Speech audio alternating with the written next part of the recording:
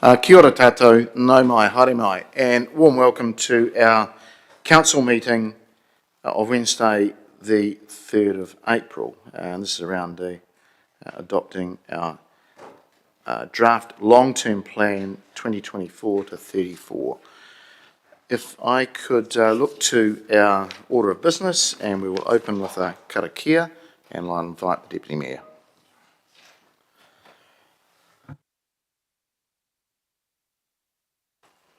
Morena, Your Worship, o te rā tēnā tātou, greetings to everyone. Tū tawa mai I runga, tū tawa mai I raro, tū tawa mai I roto, tū tawa mai I waho. Kia tau ai te mauri tū, te mauri ora, ki te katoa, haumi e, hui e, tāe ki e. Kia ora. Kia ora, and thank you, Deputy Mayor. Okay, this meeting is being recorded. It's been live streamed on the Council's YouTube channel. Just in terms of housekeeping and safety procedures, they're on the screen. I won't read them word for word, but in the unlikely event of an emergency, we will evacuate through the green signs to the assembly area near the clock tower in Te Maraehine, the square. In terms of health, it is a non-smoking facility. And if a defibrillator is required, it is on the ground floor in the entranceway there. If you could please report any incidences or near misses to our committee administration. Right, we go through to number 2, which is around apologies. No, we're not on a break yet.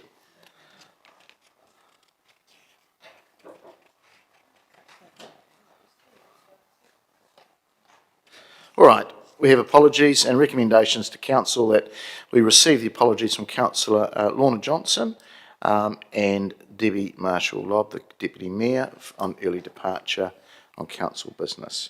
I'm happy to move those. Can I look for a seconder? Thank you, Councillor Harpiter.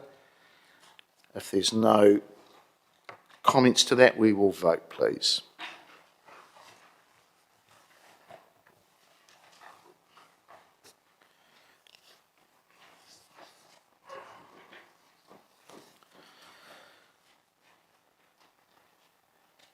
And that has passed 15 votes for and none against. Thank you.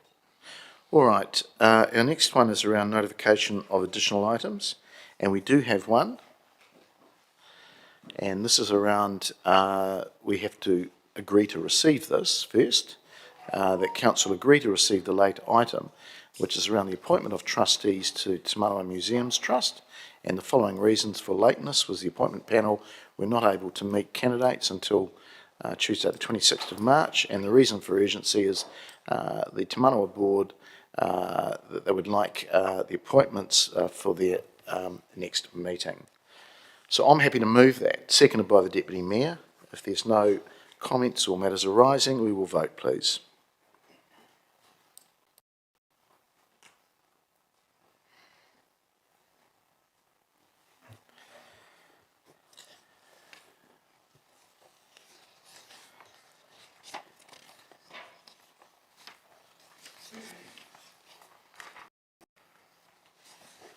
That has passed 15 votes for, none against. Thank you. We will deal to that paper in the part 2 session of the meeting. Right, through to declarations of interest. I haven't received any, so we'll...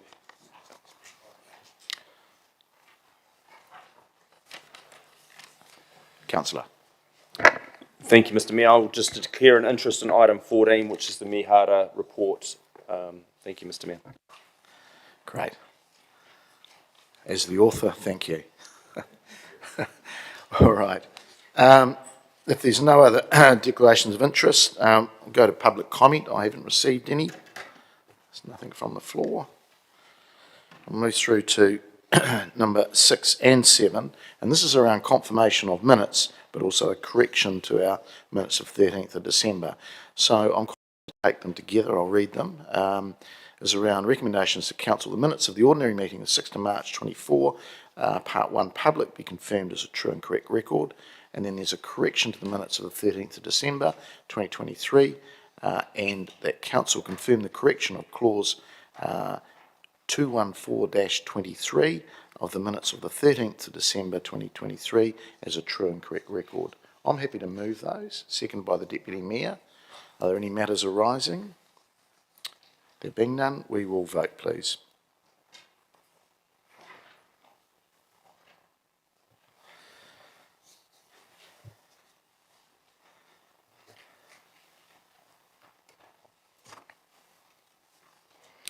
Us 15 votes for and none against.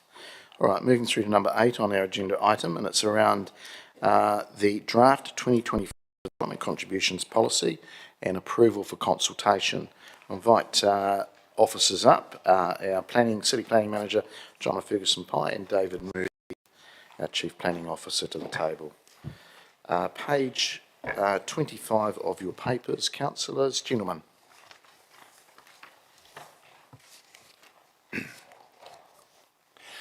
Morning everyone, Mayor and councillors.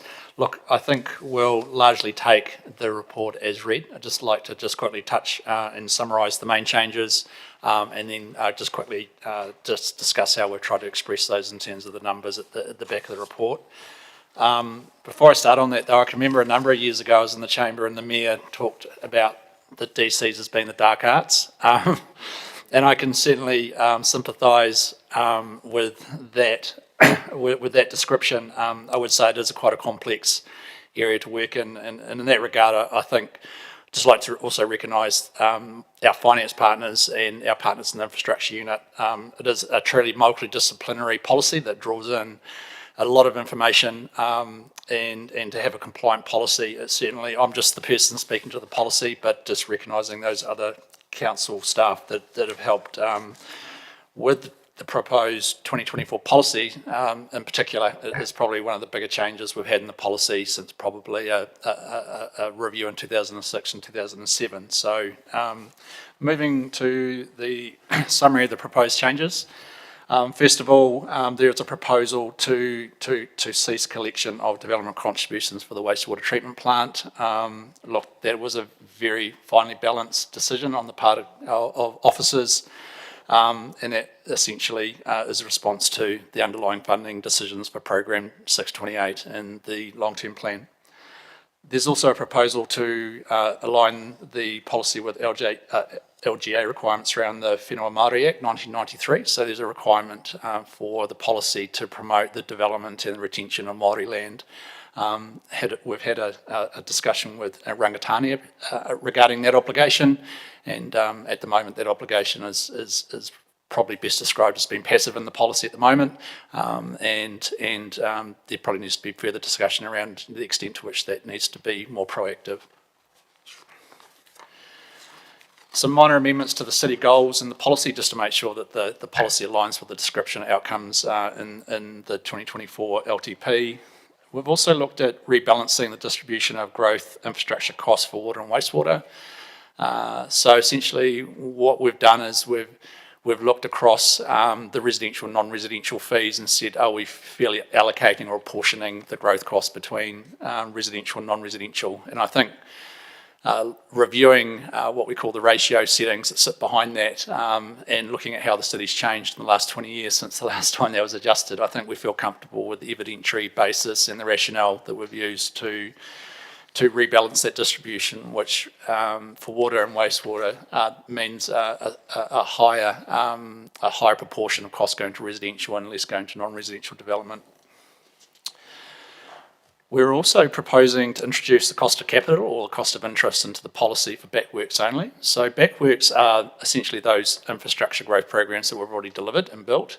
When we build that growth infrastructure, we borrow money, and then through the policy we collect that money over the next 20 years. We haven't been collecting the interest cost of those borrowings, and just looking into the LGA and whether we're actually able to do that, we found that we were and felt that was an appropriate change to make with respect to the 2024 update. We also looked at the non-residential development without service connections. So we've had some tension in the policy when we've been applying it, and some feedback from our regulatory team is that we've been charging development contributions for non-residential for water and wastewater when some of those buildings haven't been connected to the network. And just looking at compliance issues with the LGA, we feel that that needs to change to make sure that the policy is aligned with our statutory obligations in that respect. New areas, so obviously we're looking at rezoning new areas, so we've looked at recognising Matangi and the proposed Roxburgh Crescent residential area, just so that we're up and dressed for when development does occur in there in the future, that we can collect the cost of growth with respect to development on that land. And then obviously just updating the policy to align with the household growth projections that we use to inform the LTP. Just lastly, what we've tried to do is at the back of the policy give you a little bit of a summary of the key changes as they relate to the 2021 policy. So obviously what we've tried to do is say, well, when we look at the changes that we're proposing in 2024, this is how they stack up in terms of unders and overs for the 2021 policy. And that's really difficult to try and understand, because obviously we've got increases in the capital program for growth for water, transport and stormwater. And then we're also introducing the cost of capital in there as well, which means another increase flows through. We balance that with a decrease with the wastewater treatment plant coming out, and then into the mix we've got to change the ratios in terms of how we distribute cost to cost, residential, non-residential. So there's some complexity around the numbers going up and down, which for someone who works with the policy is hard enough to understand. So just trying to give you just a very high level summary of those changes as they relate to the 2021 policy. Before I hand back over to the Mayor, David, is there anything else you want to? You're fine? Okay, back to the Mayor, thank you. Thanks, Jono. A couple of questions from me, and staying with the dark art theme. Ultimately, do you think this is simpler? A simpler way of explaining how a DC is collected? It's a loaded question, sorry. I wouldn't say it's a simpler way, but what I would say is that what we've tried to do is try to apply the policy in a fairer way, Right. in respect to applying it to development, but also with the cost of capital. I think we've tried to be a bit fairer to the ratepayer as well. Yeah, okay. And is it more user pays based rather than the blanket sort of approach previously? Yeah, look, the DC policy is a user pays policy, so yeah, definitely the purpose of DCs is to pay as an exacerbated pays principle. Yeah. And I suppose the big elephant in the room is and getting my head around it too, is the thinking with the new waste or resource water plant, that we're going to collect the money for that via the IFF levy, a little bit like Watercare, rather than charging again through a DC, which could be seen as possibly double dipping.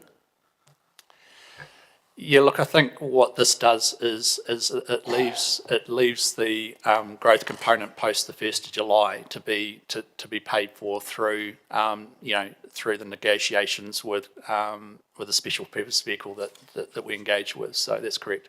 Okay, thank you. All right, Councillor Naylor. Thank you. Just looking at 3.3 on page 28, where you talk about excluding the wastewater treatment plant from the growth costs that inform the calculation of the fees. The other material that we've got, based on the auditor's feedback, talks about that there's a risk that the Crown Infrastructure Partners will not fund the project or will only partially fund it. If that risk is realised and we don't have full or funding through the IFF for Nature Calls, would we be missing out on revenue? Would there be a period of time that we'd be missing out on that revenue if we proceed with the policy as outlined? So to be clear, the policy is not proposing to collect the growth costs post 1st of July. So there would be no collection of growth costs, and that cost obviously would have to be considered when council are negotiating terms with Crown Infrastructure Partners for the IFF funding. Yeah, but my question relates to if we aren't successful with getting that funding externally and have to look at how else we can fund, fully or partially fund that. Yeah, I think if that was the outcome of the conversation with Crown Infrastructure Partners, there would need to be a broader reflection on the scale and nature of the wastewater treatment program. If we're unable to secure that funding, DCs would be one part of a much broader conversation regarding that project and the management of council finances. Okay, and just my other question relates to 3.7 on the next page, where the cost has been identified, the capital cost is 557 million for that program. I'm just wondering why the $90 million difference from 647 in our LTP figures, My understanding is that's the uninflated number. uninflated. So 90 million's the inflated. Well, certainly, that's the number that I received from finance, and my understanding is that that's the uninflated number that was given. Okay, thank you. That's all from me. Councillor Isabella. Thank you, Mr Mayor. Tēnā koroa. So just wanting to clarify, the cost of capital recovery would only apply to infill developments or smaller developments that aren't being funded by an alternative mechanism. Any growth infrastructure not funded by the LTP wouldn't, because we're not charging DCs and funding it through the LTP, there would be no cost of capital either related to that infrastructure provision if it was funded by a third party. Thank you. And so at 2.7, the last sentence in that paragraph talks about needing to reflect on best mechanisms to fund and recover growth costs and part of future LTPs. So are there alternative mechanisms? What kind of things would we be considering? Look, there are alternative mechanisms. There are, you could move to rather than the council being the infrastructure bank, developers being the infrastructure bank. I mean, there's a number of mechanisms, but I think the response to that is we'd have to go away and look at what are the options available to us outside the development contributions policy. I guess at the moment all we have is the DC policy as it relates to the LTP. So I might just add to that briefly if I could. So I think the council's made a number of decisions in this LTP that is different to previous LTPs, which has caused us to think really hard about the makeup of the DC policy. I think the nature of the conversations that we have with IFF and developers over the next 3 years will trigger us, I think, to have further reflections about the best form and mechanism to fund growth. As an example, at a session in Wellington last week where the Minister was speaking about proposed changes to the IFFA to better enable councils to utilise that to fund greenfield development. So there is, I think there's a funding mechanism there that we're looking to use that we haven't in the past. There's also signals that funding mechanism is likely to change again, given the constraints and challenges that councils are facing. Awesome. Thank you. And just one more relating to the information in the report talking about the need to back pay or sort of reimburse a special purpose vehicle for development contributions that have already been collected. Is that related to the 1st of July date that you mentioned? What's the significance of that?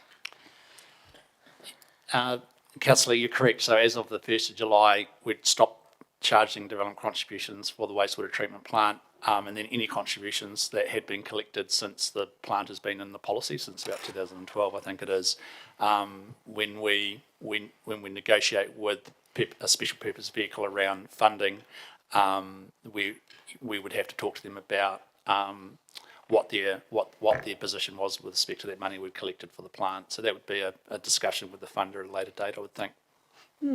I just wanted to tease that out a bit because I'm not quite understanding why.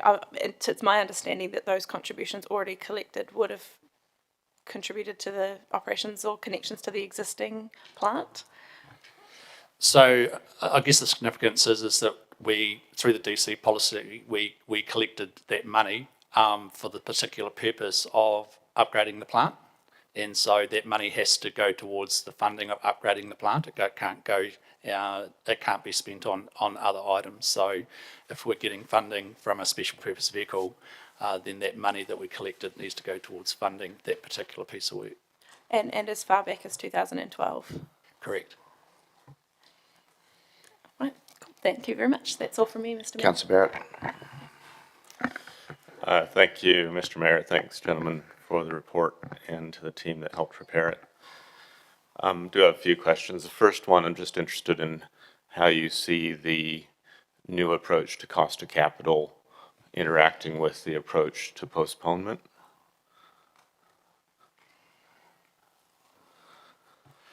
Sorry, Councillor, just to clarify the question, can you just expand on what you mean by postponement? My read of the policy is there's provisions in there for developers to seek postponement, and it seems possible to me at least that now that we're ending the free ride on cost of capital, there might be a further incentive to activate the postponement provisions.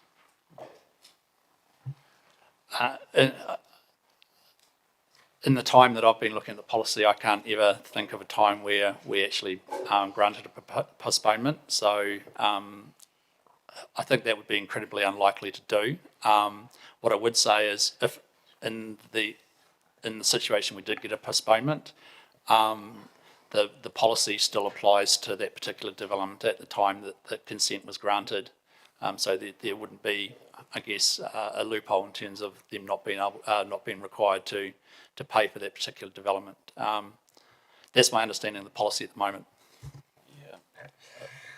If I could just add to that briefly, so the postponement clause, as I recall, only applies to the land-based portion of a balanced lot. So what that is where typically a developer's doing a subdivision and there's a large lot which is created as part of it, but it's not sections.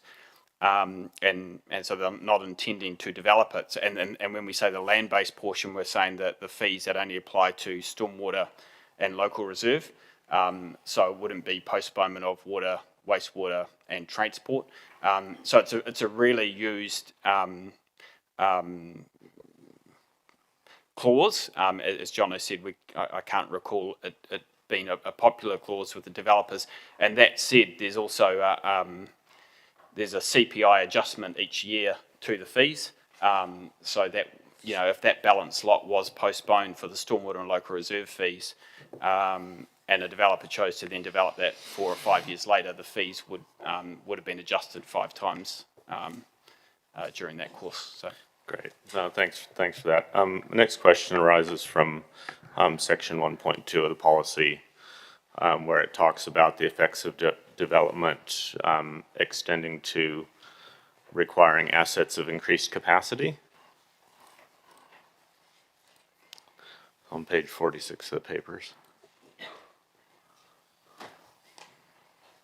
And was just wanting to really tease that out in terms of what that means practically, like in a transport example or a water example where we talk about requiring assets of increased capacity.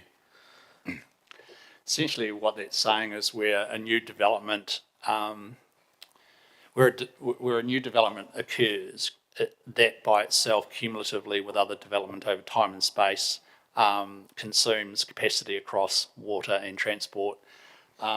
And essentially, what the policy does is that it gives us the ability to collect that consumption of capacity over time through the policy. Great, thank you.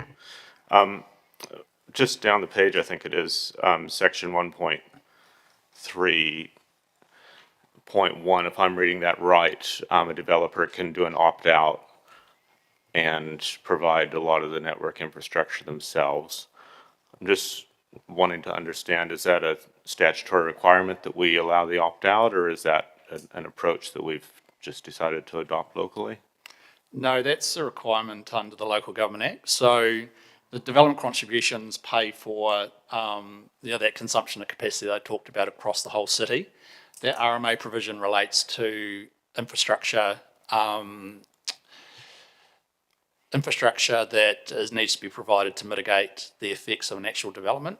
So they're two very different things. One relates to paying for, say, an intersection upgrade because of specific development by itself, and under the RMA, a resource consent condition can require that.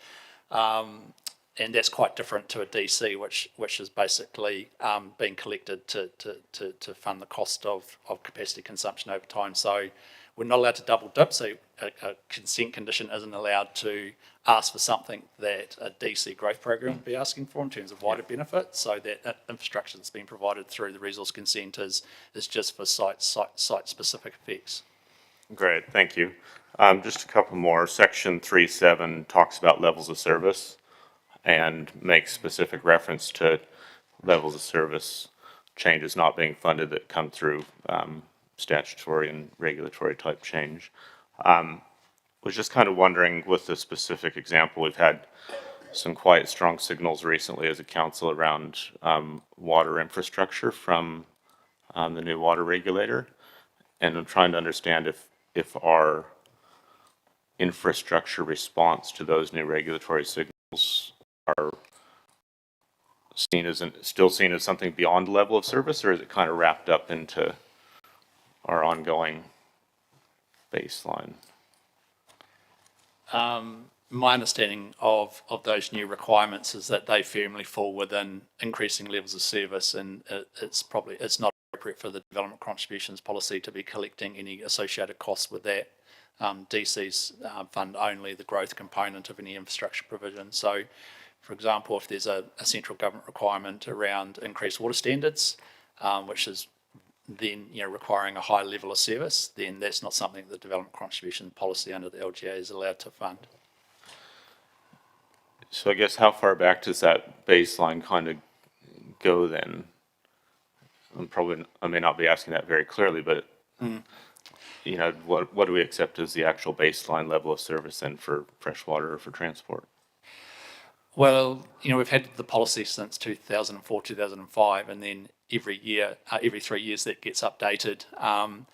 We have asset management plans that then every 3 years, look at what is the growth requirement, what is the level of service requirement, and obviously every 3 years that adjusts to changes in legislation and regulatory settings. So what I'd say is that the policy engages with the asset management plans in that respect to make sure that the balance between level of service and growth is appropriately provided for. Yeah, I obviously agree with the comments John has made. I guess the slight addition I would make is that there's a bit of nuance, I guess, to how that's applied, because if we're going back and retrofitting a piece of infrastructure, so I'm not a water engineer, if we're going back and retrofitting a piece of infrastructure such as the dam or the water treatment plant to put in place an increased level of service, then that's not necessarily not growth related. However, if we take the treatment plant as an example, there's clearly an increase in the level of environmental performance that we would expect from that treatment plant, and we're assuming that 20%, or have in the past, assume that 20% of that new treatment plant that's operating to a higher standard is growth. So we don't separate off the level of service before we take off the growth. So and that 20% is about obviously planning for the future population growth. So it's probably not. It's probably a little bit more of a horses for courses than as black and white as in the text, which is Excellent. Just a couple very quick ones. I just said dark arts inside my head.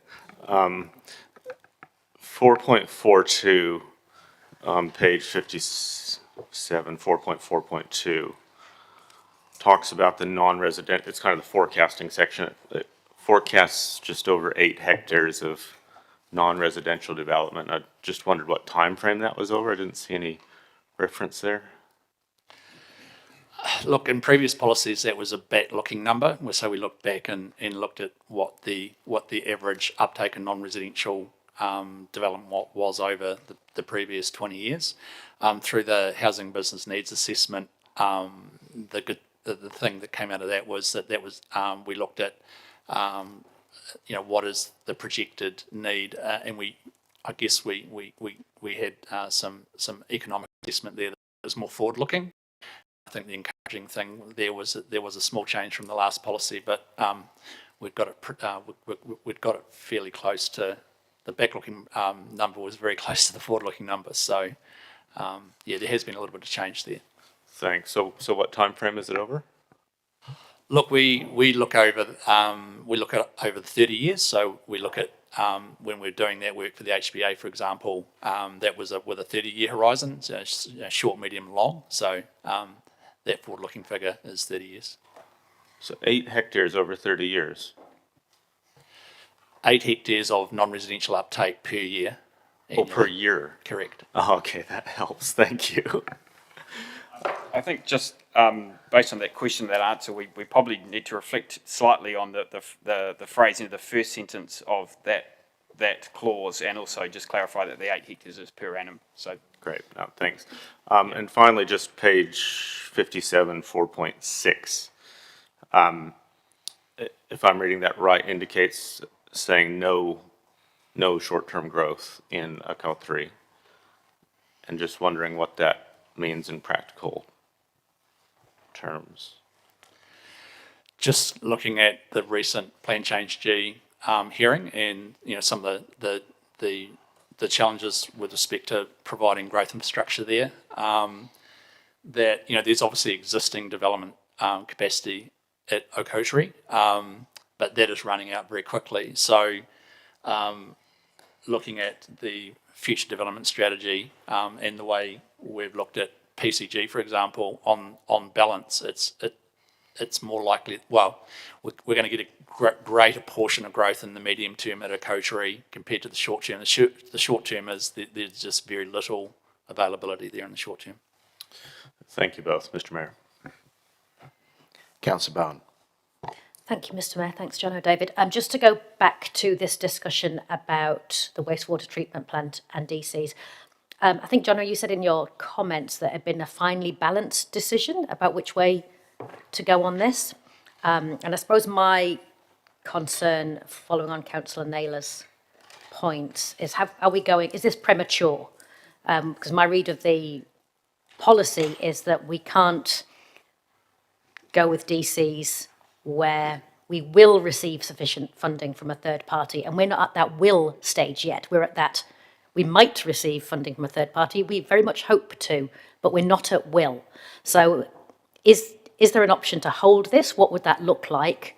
Or why did you come down on the side of not doing that in this finely balanced decision? I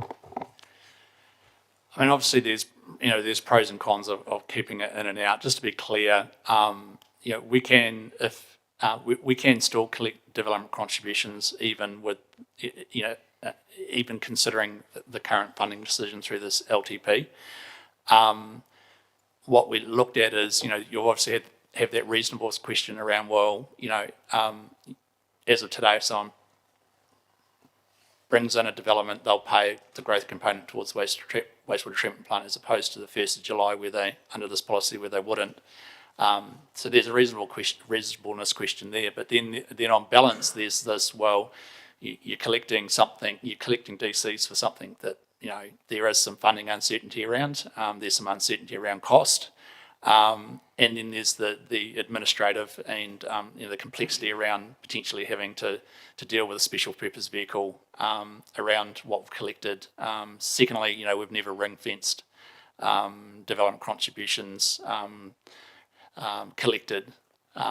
So it's not an easy decision to make. I think what I did say in the report was that there is an ability to come back to this in the next LTP once we do know more and revisit that decision if that's deemed appropriate. yeah, if I could, just add to that briefly.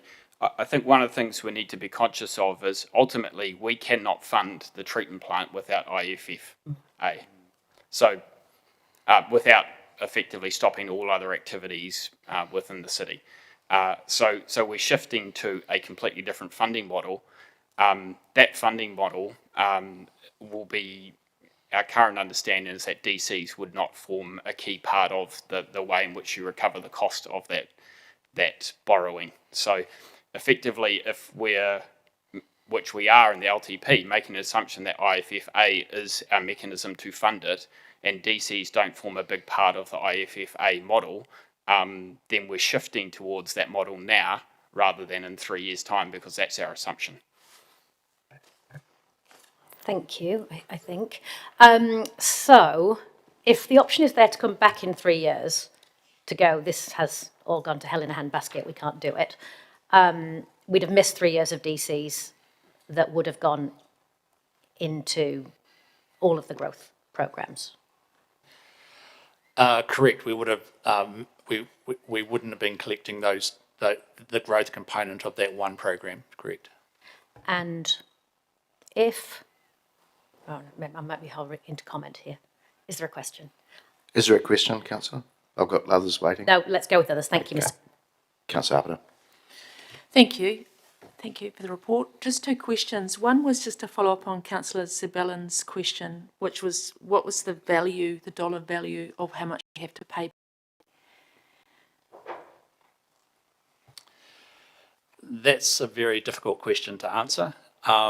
We have done a very high level calculation with a whole lot of caveats.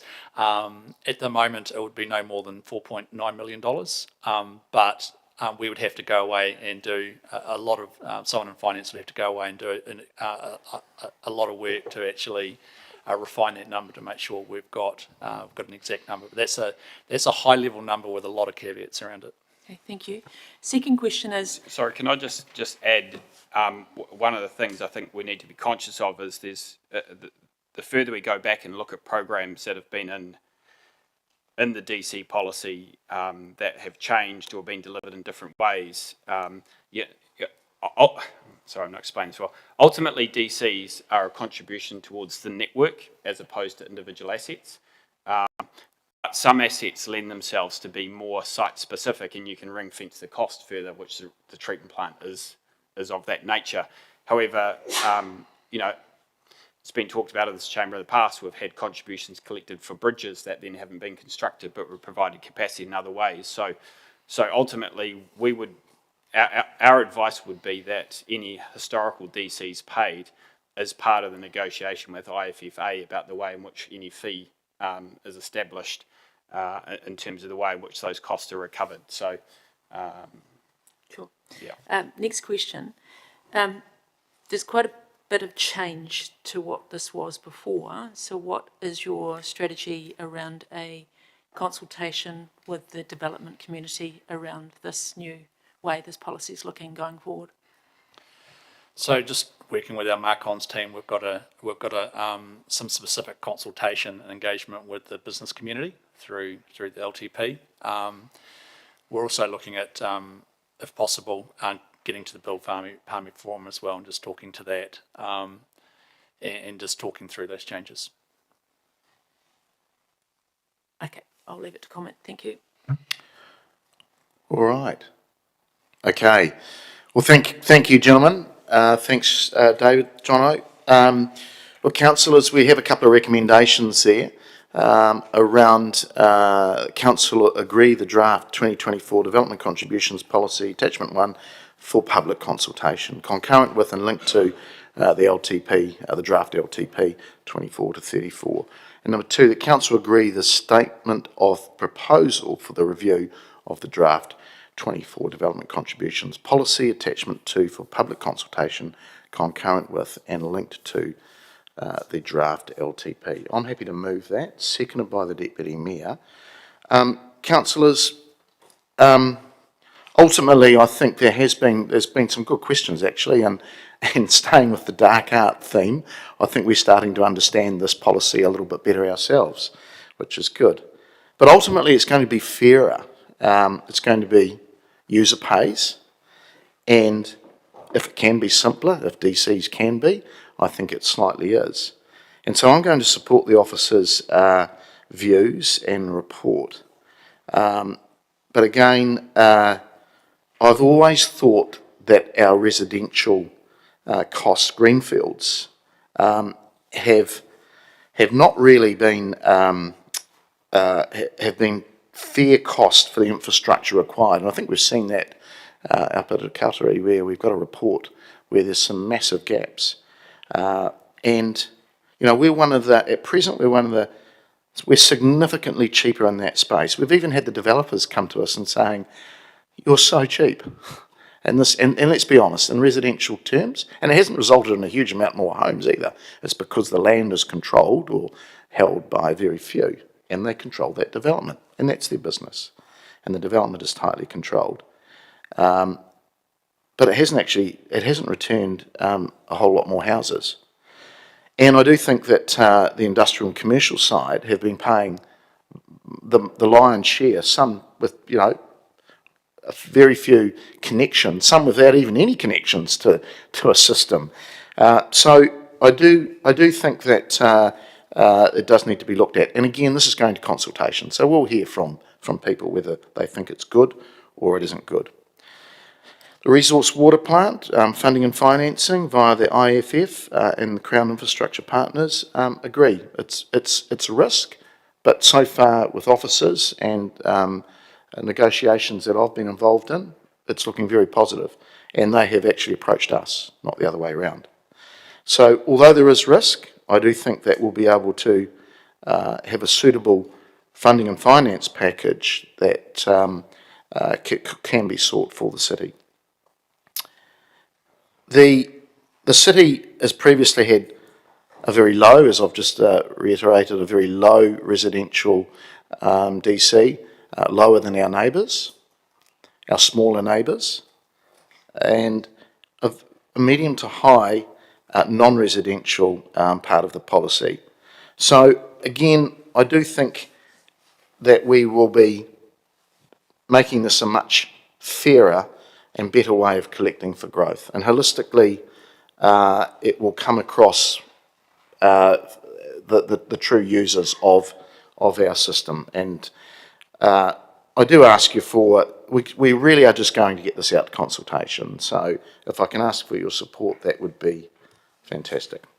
Councillor Naylor. Thank you, Mr Mayor.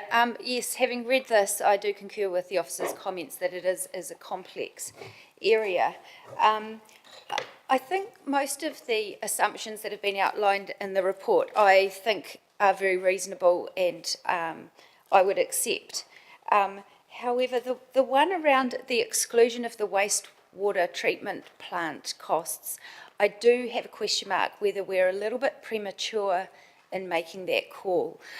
My reason for that is the issues that have been highlighted through the auditor and via our staff about the uncertainty of that project being funded through the IFF. And certainly there's examples around the country of IFFs being used for special projects, but my understanding is some of those, it's a mix of council debt and IFF. And whilst we're in this level of uncertainty about how we will fund this, I think that we could run the risk of missing out on some DCs on costs that we are still ultimately responsible to pay. Yes, we're in a process of determining how we pay for that, and we may well be also in a process of determining whether its current form is even fundable. But until we really establish some of those things, I do have a question mark about that aspect of what's being proposed. In giving that, in saying that, this is a draft policy for consultation, and I am interested in hearing from the community about what they think about it. So I'm comfortable to support this for consultation, but just wanted to flag those concerns. In terms of our capital new spend of 1.553 billion, the wastewater treatment plant represents 41% of that. So the other 59%, or the 906 million of capital that we have in the plan, we do have some options about. I would suggest this is the most important program in our capital new. So I would have thought that should be prioritised first. If in fact we can't get the external funding for all or part of it, I do think we may have to look at funding perhaps some or or even all of that ourselves. And if that is the case, though there's some significant considerations that we'll need to give to the next, which is obviously outlined in our next item, but it does influence policy such as this, because the assumption very much in the way that this paper is written, the assumption is that all of those costs are externally funded. Councillor Barrett.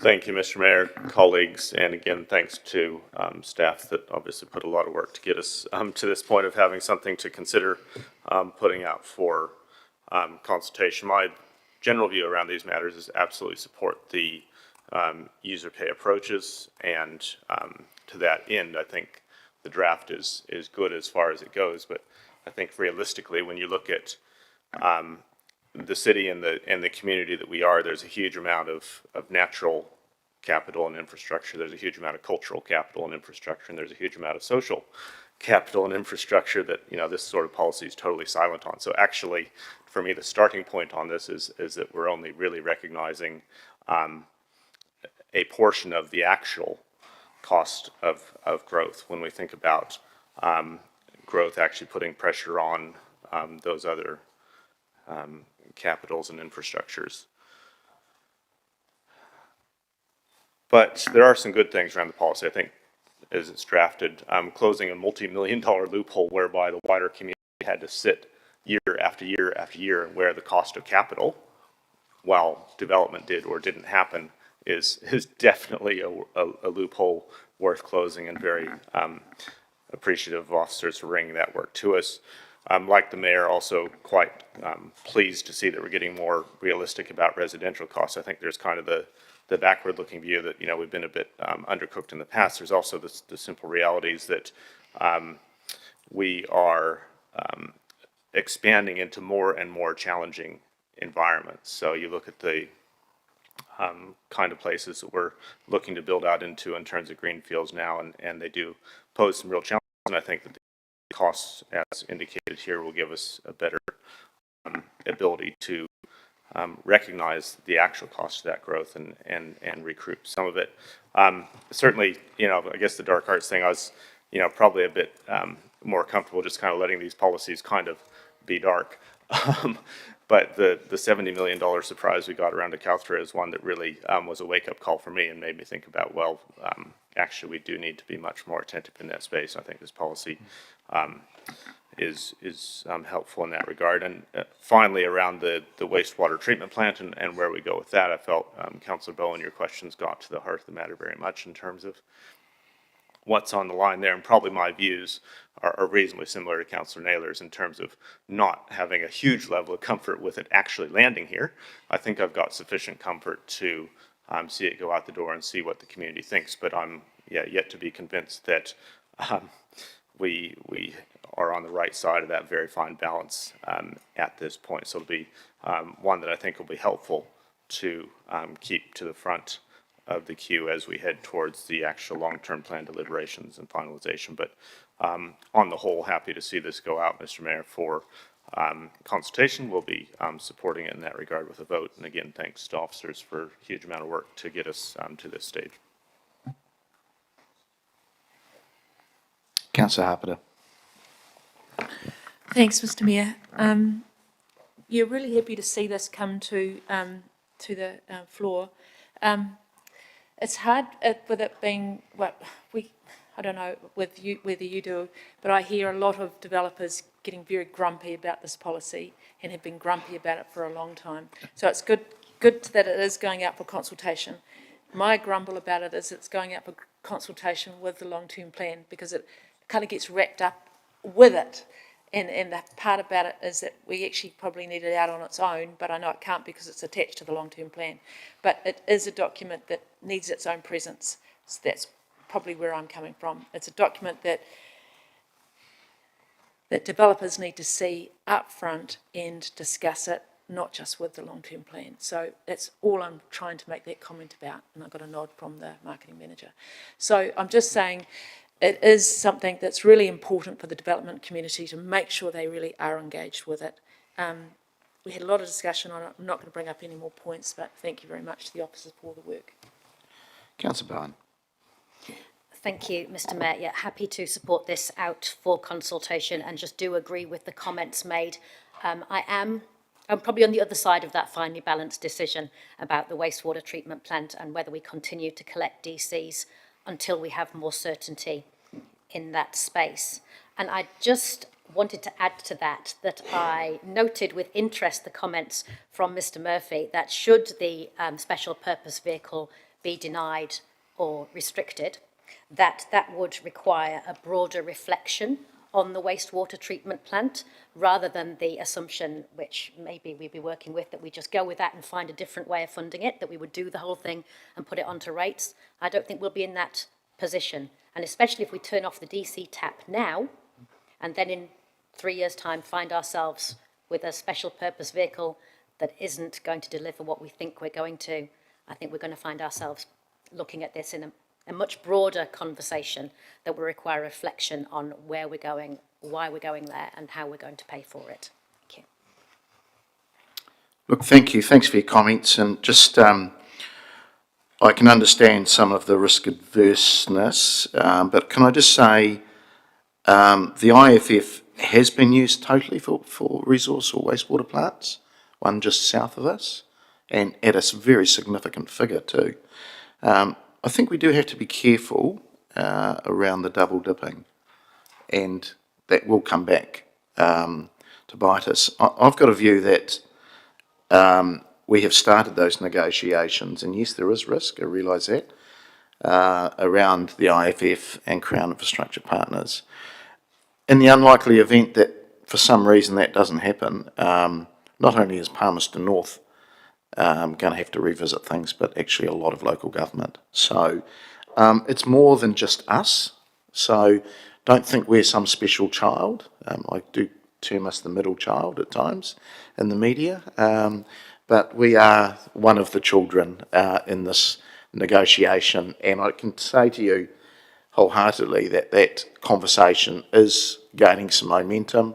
It has been initiated by Crown Infrastructure Partners, and negotiations to date have been going well. It's what it's going to perhaps look like is the devil's in the detail. So look, please get this out to consultation. I think there's some multi-million-dollar holes previously, and yes, developers will be grumpy about it, but again, it's user pays, and it's paying fairly for the cost of connections. And to date, some have been paying a hell of a lot more than others, in my opinion, unfairly. So I think this puts it out, and I'm pleased that we're all starting to understand what the development contributions policy actually is, and I might have to stop the dark art comments because it's a lot clearer in my opinion. So if you could support this, that'd be great. Thank you. We will vote.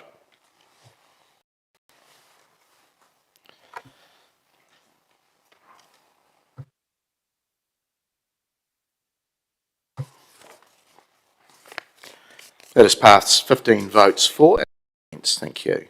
Right, we'll move through now to number 9, which is around adopting the 2024-34 long-term plan consultation material.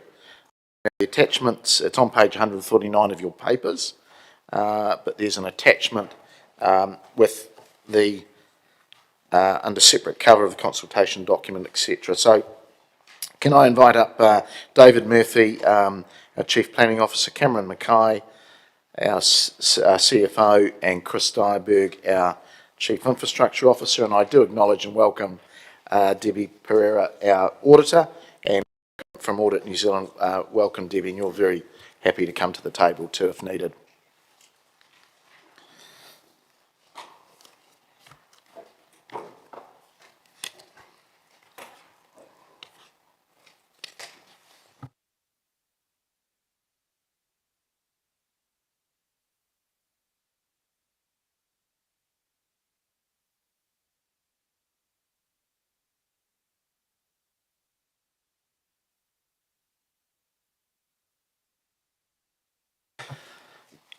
Kia ora people, welcome. Over to you.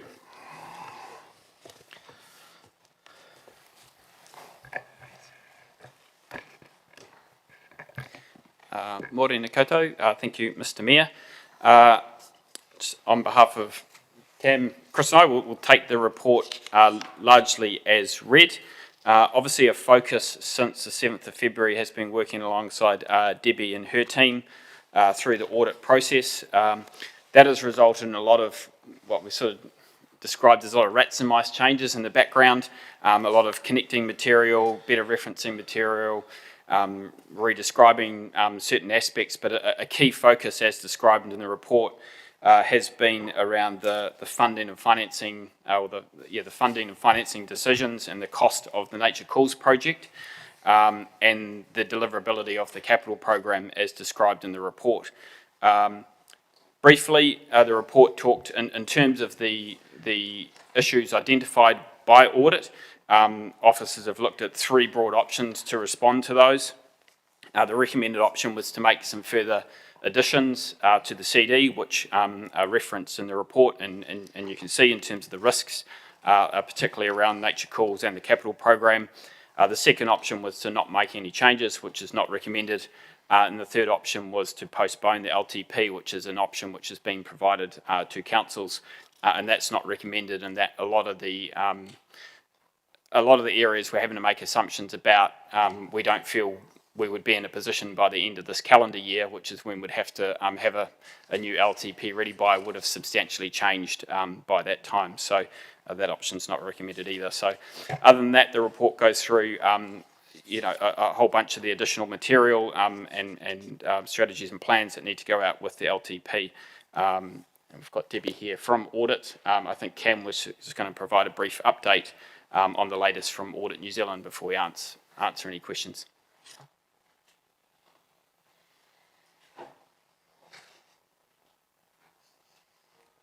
Good morning, Mr Mayor and elected members. So just a bit of a brief update on I guess the big piece of work that's been happening since the last time we've touched upon the long-term plan, which has primarily been around the audit. As of last night, we have received some interim sort of views from Audit New Zealand, particularly around going through what they call a hot review around particular topics. The particular topics they've taken through, as you're probably aware, has been around Nature Calls, specifically the use of the IFF funding tool and capital doability. Capital doability, from my understanding, has been a focus for the whole sector, not specifically just for PNCC, but it has been something that's been raised through the whole sector, and so we're not immune to that. In particular to their response at the moment, the long-term plan is looking like would receive a qualification over the Nature Calls program. And there are some reasons behind that. That the fundamental concern from Audit New Zealand is that there's still a high level of uncertainty with that program, particularly around what will the ultimate cost be. I mean, as you know, there are still a number of decisions and refinement still to occur. And we're going through the resource consent process, which will probably help shape what ultimately the thing will look like. So for that main reason would be the reason why audit would place a qualification over it. In terms of the use of the funding tool of Nature Calls, this has been an area of quite a bit of discussion between ourselves and Audit New Zealand, and particularly the HOT Review Committee. I guess through this process there's been increased satisfaction from perhaps the starting point from Audit New Zealand's point of view, particularly with evidence of what's happening with Wellington City Council and the fact that they have actually got this funding tool up and running for their sludge, I think it's a sludge plant down in Wellington.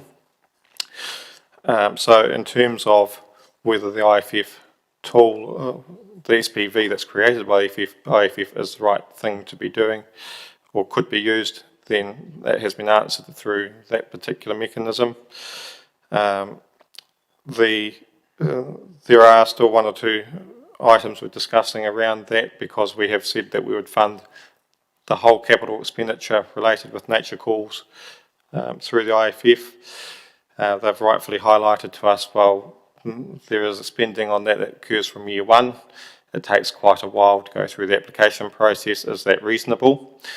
Again, our nature of discussion has been back to the Wellington City example, where they are able to have been able to apply the costs incurred up to the point of actually formally agreeing to a levy or SPV. So they've been able to transfer those costs into the SPV and include them. And so my view with them at the moment is that is actually perfectly okay. Yes, we would have a short period where we would have to temporarily loan fund that until we have the levy up and running. So that's the current part of the debate. So how that will land itself will either be, it will definitely be an emphasis of matter. What we're trying to do is leave it at the emphasis of matter, but they may have one or 2 points that they need to clarify to get it out of the qualification point on that particular area. Again, it's because of the uncertainty. We're not right in the process, and we haven't been through yet and done the special consultative process around the levy fee and all that sort of thing. That's where probably some of the uncertainties lie. In terms of the delivery of the capital expenditure program, it's likely to be an emphasis of matter. As I've explained, it's something that they are looking at right across the sector. In terms of PNCC specific, we have a number of large ticket item programs in this long-term plan, which are of single program type, but with a large dollar value, which means you have to look at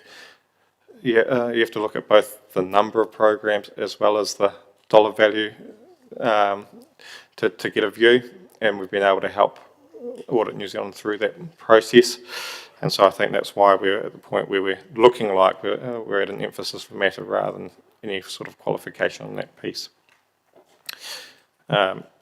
The final piece that they need to do a little bit more work on will be around the other external funding assumptions that we have made, probably in particular around the library and Te Manua rebuild.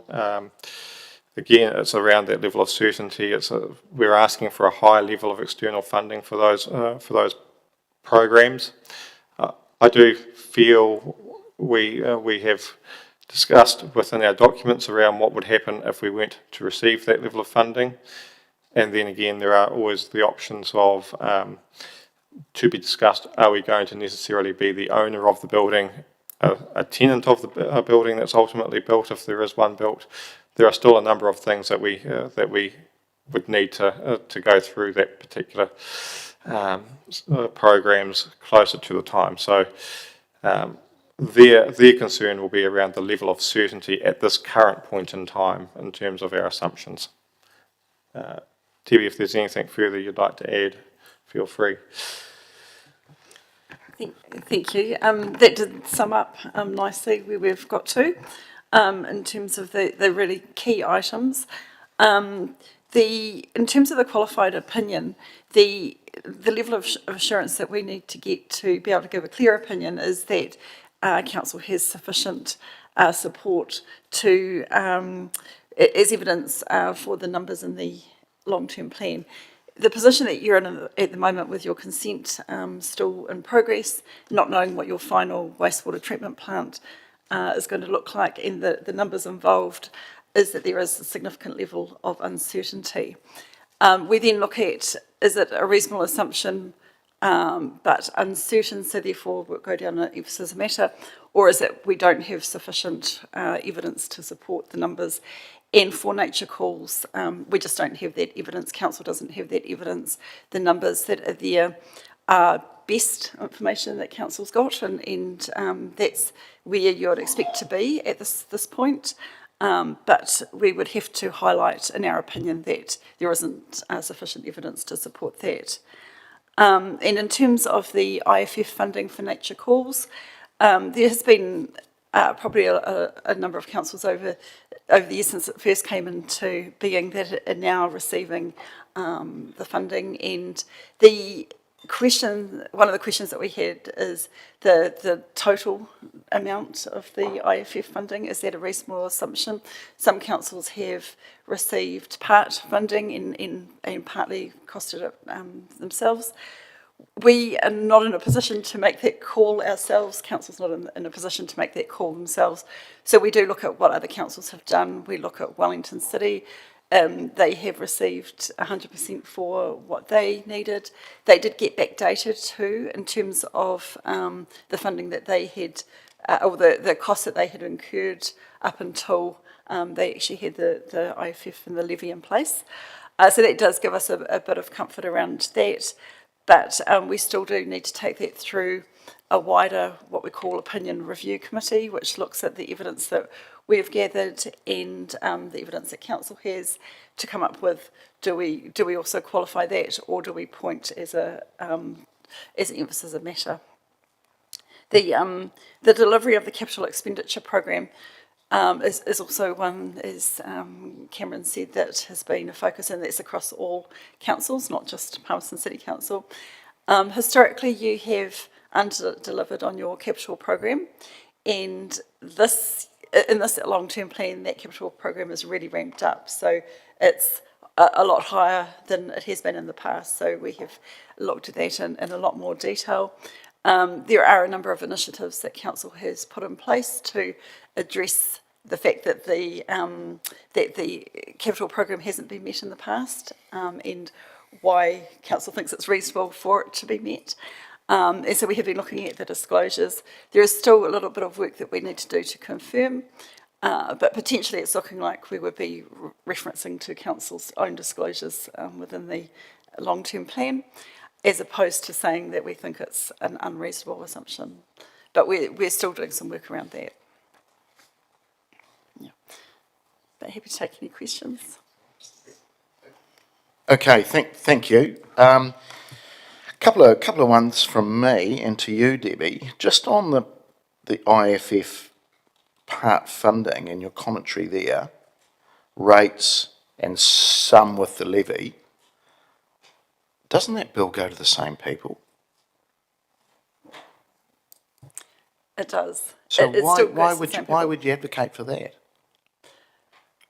So it all depends on the way that you've got it disclosed in your long-term plan. So whether you've got the funding coming in from CIP, from Crown Infrastructure Partners, which is coming through, or whether it be the rates.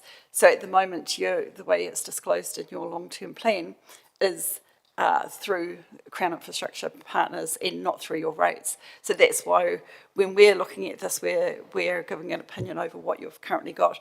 Ultimately, you're right, it does go to the same ratepayers are still going to be paying, whether it be the levy, whether it be the rates. Yeah. It's just the way it's currently It's just another line disclosed. On the. So you, in your opinion, it would just be another line on the rates bill. It would. I suppose the question would be, how would you fund it? It's unlikely that you would be doing 100% through rates in this current form. You would also be doing it through debt. And the other issue that you have is that your debt limits are not sufficient to support the full amount of borrowing if council had to borrow. So you're saying that it should be part funded by rates and IFF because that's a better model? Oh no, I'm not saying that at all. No, okay. I'm just looking at the assumptions that you have made, and then we have to give an opinion over, is that a reasonable assumption? And so looking at comparative councils, originally a lot of councils were doing that split model, so I'm not saying that that's the right way to do it. We can look at Wellington City, who have done it 100%, so that gives us some comfort. So we're not making any assumptions or any recommendations around the way you've done it, it's just the support that we've got for it. Okay, all right, thank you. And just on the capital, and maybe I'll go to you, Chris, except that the past has been, the officers haven't met some of those targets. Can we get an understanding where we're standing at the moment? Because we've had a step up for this year. Are we doing well? Are we on target? Are we behind? Are we, what are we? Thanks for that question. Good, excellent question. So we'll be, I suppose, delivering a third quarter report very shortly. So we'll be coming to council, and at that point we'll have a lot more detail around exactly where we are in the program. But at the moment, we're forecast to be above 90% of our program. That's allowing for things like the money that's been taken out for transport choices and what have you. But again, it just sort of depends on what you add in and what you don't. But yeah, no, we're certainly looking at achieving over 90% this year. Okay, thank you. I'll go to some of the councillors. Councillor Wood. Thank you, Mr. Mayor. Thank you, team. Bit of a complicated question around what our assumptions are with the City Library and with Te Manawa. So in our consultation document, we say that co-funding would look like we lease a building, we have public-private partnership, or potentially it's funded by an external body. So in two of those three scenarios, assuming the government doesn't give us $100 million to do this, there would need to be an operating expenditure assumption from year 4 to pay for a lease or for a joint venture. I don't see that reflected in the budgets, and so I just wanted to ask, is that reflected in the budgets and I've missed it, or how are you building that assumption into this long-term plan?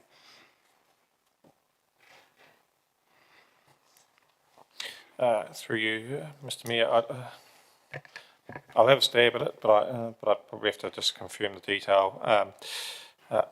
Obviously, there's still a lot of work to go in terms of actually determining exactly what that looks like, and so we can't put a range of costs in. I mean, if it is something that's completely external to us, then yes, you might incur some form of leasing costs. You'd also have to factor in, well, what would the change in cost be from the current facilities that are operated and that sort of thing. So there's a lot of complexity that probably needs to be ironed out more through a more detailed, I guess, total project case. At this stage, there will be some ins and outs. What side of the ledger that lands on is probably not quite. You can't put an exact figure to that just yet. Would be my view.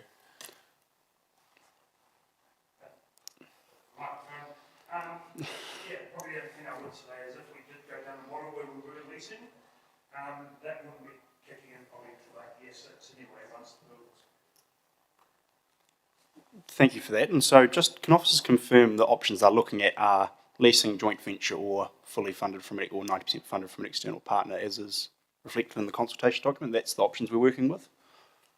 Essentially everything's on the table at this point. We're going to turn every stone we can to in an effort to try and achieve the funding assumption that we've made. Thank you. And so what I'm trying to understand is why we don't have a placeholder budget in there. So for example, with Huia Street, there's a $12 million budget. We don't know what we're going to do with that site, but we've put a placeholder in. Given that if, as our plan says, from year 4 we'd start developing the library, and year 6 start developing Te Manawa, assuming a 9% return on a joint venture, that's about $63 million we'd need to be paying in leasing costs through a joint venture. I appreciate there's a lot of uncertainty on it, and so perhaps we'd go less conservative than that, but I'm trying to understand why we don't have perhaps a $50 million placeholder figure in there reflecting what our plan says that we're assuming we're going to do. Because it seems that we're missing something. I'll have a crack with Bryce, might want to jump in. In terms of your calculation around, can you just articulate what you mean by a $50 million cost? Are you referring to an annual cost? Yes, so what I'm referring to is, let's say the library was 90% externally funded, $58 million at a 9% return per annum of $5.265 million per year that we would need to be paying in a lease for any joint venture to viably fund it, similar to what they've done in Tauranga, similar to other lease builds in the city, assuming from year 4 we need to be paying 5.26 million a year for that joint venture, and from year 6, 10.6 million when Te Manawa comes online, given that seems to be the most likely model we're operating in, unless the government decides to give us 100 million, how is that? It seems that we're not reflecting that in our figures, and that when we get to it in 3 years' time, there's going to be a significant jump in our operational expenditure, given the assumption we're making that it will be 90% externally funded. Yeah, I guess to answer that question is, at this point in time, we still have to go through the process of identifying exactly what that 90% funding, where that's going to come from and how that's going to look. And until we've done that, really we would only be taking a particular guess at the moment. I mean, then you start factoring in, well, does that mean that we're vacating sites, and what are we doing with those sites, and does that generate a revenue or a different arrangement? So it's quite a big broad picture that you'd have to consider. It wouldn't just necessarily all be an outgoing. I would expect that you would be looking to save on the costs you're currently incurring if you go down that route. All right, and so my final question then would be, what tests do we put things through in our long-term plan as to whether they get a placeholder figure or not, given a lot of figures are placeholders and have as much, if not more, uncertainty involved in them? Is it just on a case-by-case basis, or is there an actual metric we use to determine whether we include a placeholder or not? I'll have a go, but Bryce might be able to help here. In terms of how the budgets are formed, we do use, I guess, our best information that we have to hand. And so in terms of, you've used the example of Huia Street, that's basically to reflect that we intend to do something with that site. When we get closer to the time, we'll know a bit more about that, but we've used prior examples, I believe, to give us a bit of a steer as to what that might be. In terms of when we are doing a facility of some sort, we will use our best known information that we have to hand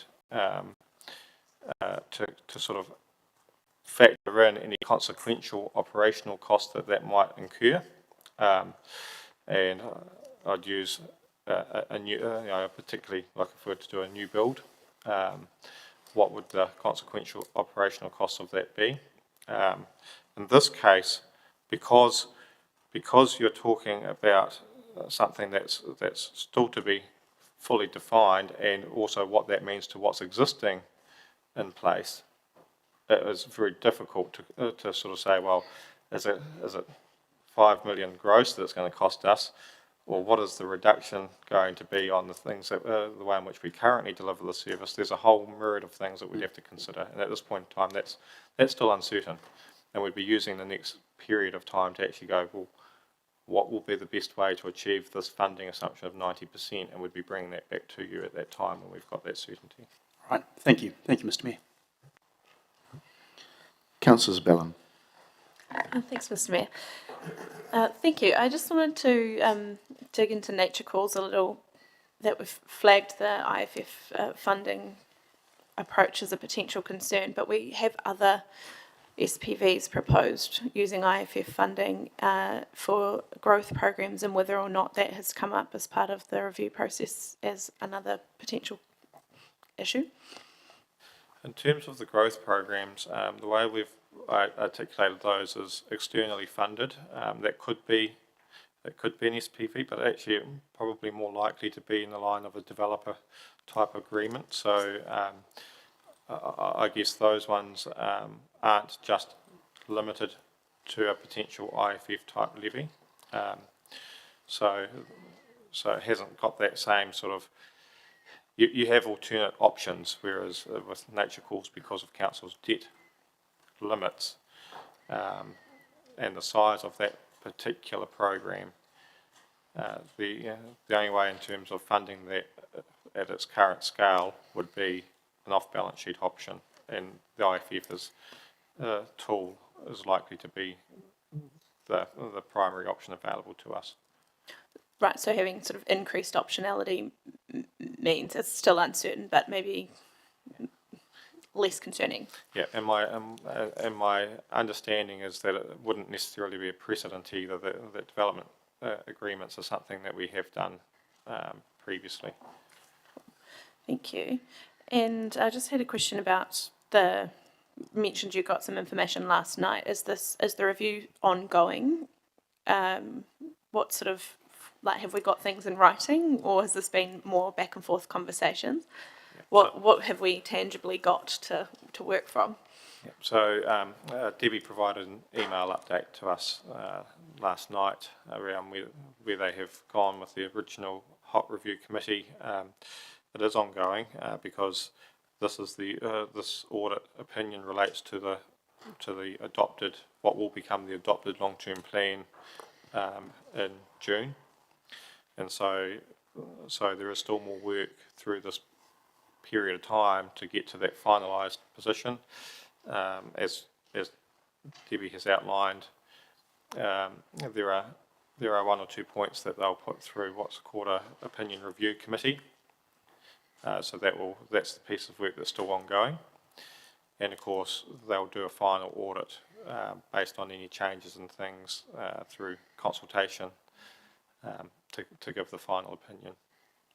Right, but so the review of a draft consultation document is pretty much complete, or there may still be, well, going to adopt it, so. So whilst they have given us some feedback about the consultation document, if you recall, council took a path to have a unaudited consultation document, but focusing in on our assumption, particularly wanting to get some feedback around our funding assumptions for the LTP as a whole, and so that's what their focus has been. Cool, and so that feedback's come through email? Yes. Great, cool, thank you very much. Councillor Hancock. Thank you, Mr. Mayor, and thanks very much. I've just got a very quick question. It's really just to perhaps just tidy up what I think might be an anomaly in the consultation document itself. Page 21, we're talking about the IFF again for nature calls, but the last sentence refers to a public-private partnership arrangement. I'm just wondering whether or not we've got an anomaly there in terms of the government direction around ownership of Three Waters being retained by local government. I think what we were trying to articulate in that final paragraph was, I guess, to give some balance. If we weren't able to either fully or in part use, whatever reason, the SPV wasn't something that we were able to achieve, and we got to that decision point, we're just trying to articulate what perhaps some alternate options are. Now, in terms of PPP, a PPP doesn't necessarily mean that we don't own the asset. What it might mean is that we are, there's different shapes and forms of PPP. Some are what they call build, operate. They build, operate, and basically transfer after a period of time type arrangements. So the supplier comes in, they build it, we pay them basically a fee for a number of years, and then at some point they transfer the whole lot back to us. So that's essentially what this type of PPP might look like. But I mean, it's just really if we couldn't fund it in this particular way, what other things might we be thinking about if we had to fund this, given that our own debt constraints mean that it's unlikely council has the headroom to do so. Yeah, look, I guess the government has actually been very, very, very straight and very direct in terms of its requirement for Three Waters to be retained within the control of local government. Now, I suppose what I'm trying to elicit here is that once you actually have a private investor involved in the ownership or development of that infrastructure, then local government no longer has control of it. So are we, I guess the question is, are we being a little bit misleading in the consultation document in terms of this actually being potentially an option for us? Yeah, look, I hear what you're saying. My view is that local government or council doesn't lose control of the three waters. They are still, we would still, even in that model, be required to provide three water services and the infrastructure. It's just a funding mechanism for that piece of that one specific piece of infrastructure. But I guess it's at the end of the day, whether we be as explicit as that or not, I guess that's something that we could look at.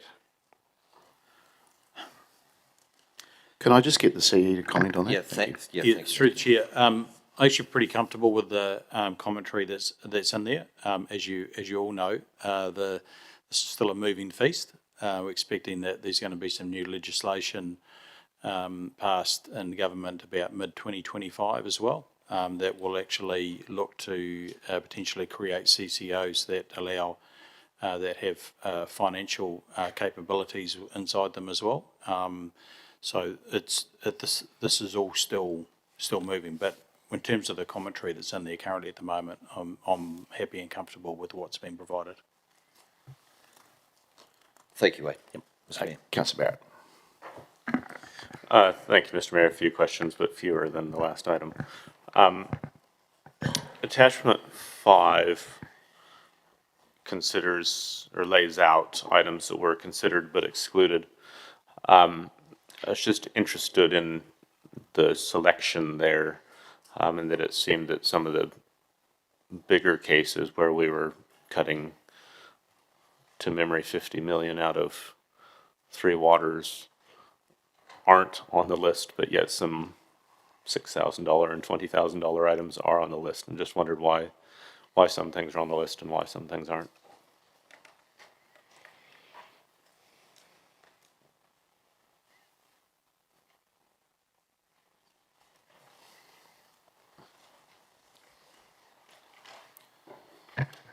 Hi everybody, Andrew Boyle, Head of Community Planning. The list was based on the formal decisions that Council made sort of in November and December, and it was where items were dropped completely, not moved within the LTP. So most of the stormwater and water, the Three Waters programs are still in there. Thanks, that clarifies that, thank you. Attachment 6 is the supporting information around rating system options.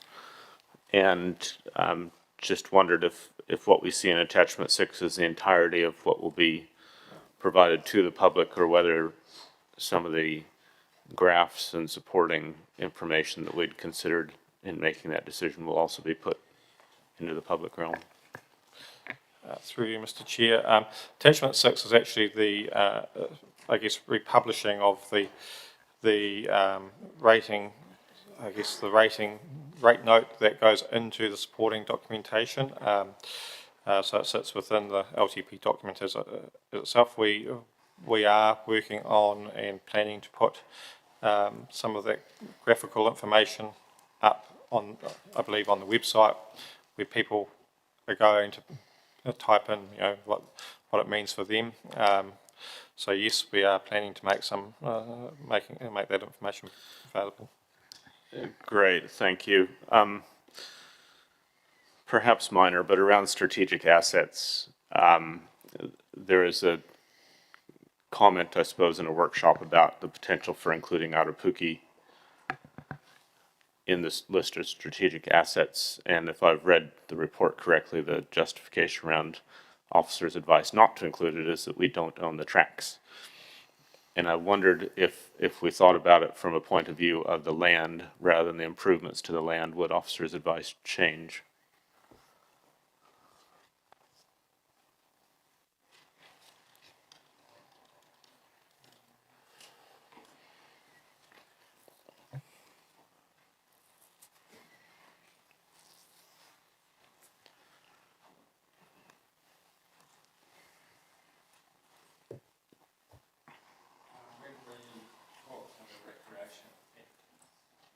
Just turn your microphone on, thank you. Yeah, the recreation team's advice was that since the tracks weren't owned by council, they couldn't be an asset. We didn't actually ask about the distinction between the tracks and the land. So we have to get back to you on that one, I think. Thanks. And just in terms of process and timing, if this were to kind of come up through engagement, et cetera, we could always tidy it up at the end rather than needing to do something today. Yep. Great, thank you. Just a couple line item questions, well, actually activity summary questions. It looks like the government and citizenship governance and active citizenship activities dropping away by about 15% between this year's budget and next year's budget. I just wanted to understand if that's more of a back office accounting thing or if that's an actual kind of frontline difference. Through you, Mr. Chair, I would just have to confer with my colleague to look at it specifically, but my understanding is it's probably part and parcel of some of the, I guess, distribution of the overheads and how that's changed through our reset of those in this LTP, but I can confirm if it's something different. I'll just have to check with staff. Yeah, is that a real-time confirmation or a talk to you later conversation?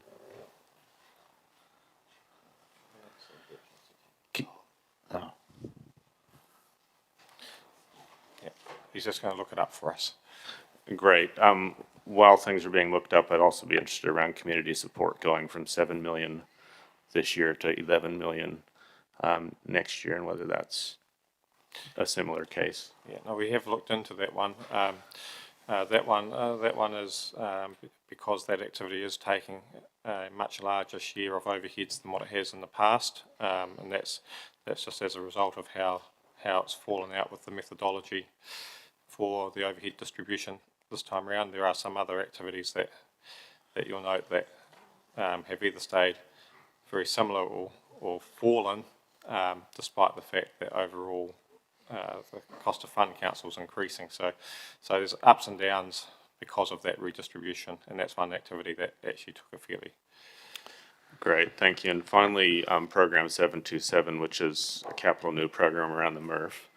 I've heard variously that it's a new MRF, which to me sounds like a new building, and I've also heard that it's new gear within the existing building. Can I understand which one of those it is?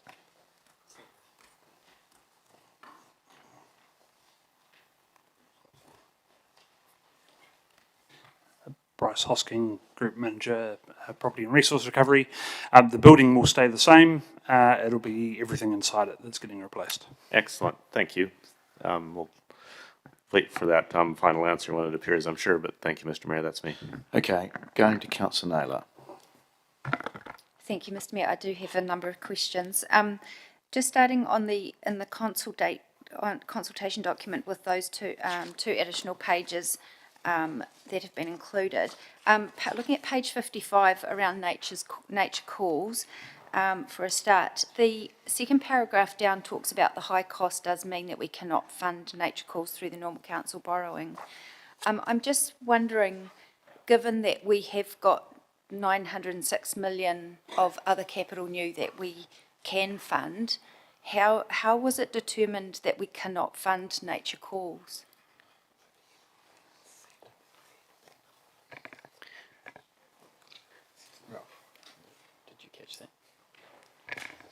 Through Mr. Mayor, I think I did catch that, but if I haven't, do point me in the right direction. In terms of nature calls. Do you want me to ask it again? In terms of nature calls and council being able to fund that through its own borrowing, even if council stopped, I guess, all other capital works, it would be in a really difficult position to still be able to afford to fund that, because remembering that the debt capacity council has grows over time. So it may be by year 10 that you have the capacity to fund the plant, but not necessarily in the timing that's required, say from year 4, because as revenue grows, the debt capacity is growing. So no, I don't think you would be able to, even if you stopped everything, you wouldn't be able to fund it in its current time frames that's allocated. So even though we've got 906 million that we can, of capital new, that we can fund? Yes, but that's spread over the whole 10 years of the plan. So that's the reason behind why Okay. not. Thank you. Over the other side of that page, partway down, there's a paragraph that says, if it becomes clear that however it's funded, the total cost of the project is too high, we would need to reconsider some elements of the project. Is it not clear already that the total cost of the project is too high? And if so, should we be doing that now? Should we be looking at that now? I guess from there's multi-facets of how to look at this from a total cost of funding nature calls. There is an option to use the special purpose vehicle to do that, and we're exploring that option. In terms of whether the total cost is too high and would result in too high a levy, or whether some parts could be reconsidered, I guess that ultimately will come back as part of a wider elected member decision around what it is that you're wanting to achieve with that plant. But certainly, with the resource consent that's going through the process at the moment, that would be a change in direction for that resource consent if you wish to do something different. And so that's where there might be some problems in that case. So if, as elected members, we just determined that the cost was too high, at what point could we revisit BPO? The BPO in terms of the option choice that was decided? Ultimately, when it comes to whether it's however this program is funded, when the costs are I guess settled and we know what the impact is going to be, that will be I guess a council decision on whether it accepts the level of cost that will then be borne by ratepayers. But I guess we've given a signal as to what that might look like with the current numbers, and at the moment the decision has been that we pursue with nature calls as the option, and it's going through the resource consent process at the moment. I mean, if I could just add to that briefly, the BPOs is the best practical option. Ultimately, we're responsible for putting together an application that's going to be consentable. So, while a lot of the questions are focusing on the financial element, there are, other well-beings that are driving the decision-making on that project. But ultimately, our responsibility is to lodge an application that is consentable through the current regime. Yeah, I guess my question relates to at what point could we revisit that, given that we're in a consent process. I understand all of that and how we got there and how we made the decision, but there's been some new information since that point, and the numbers have grown. So is it possible for us to revisit that whilst the consent application is underway?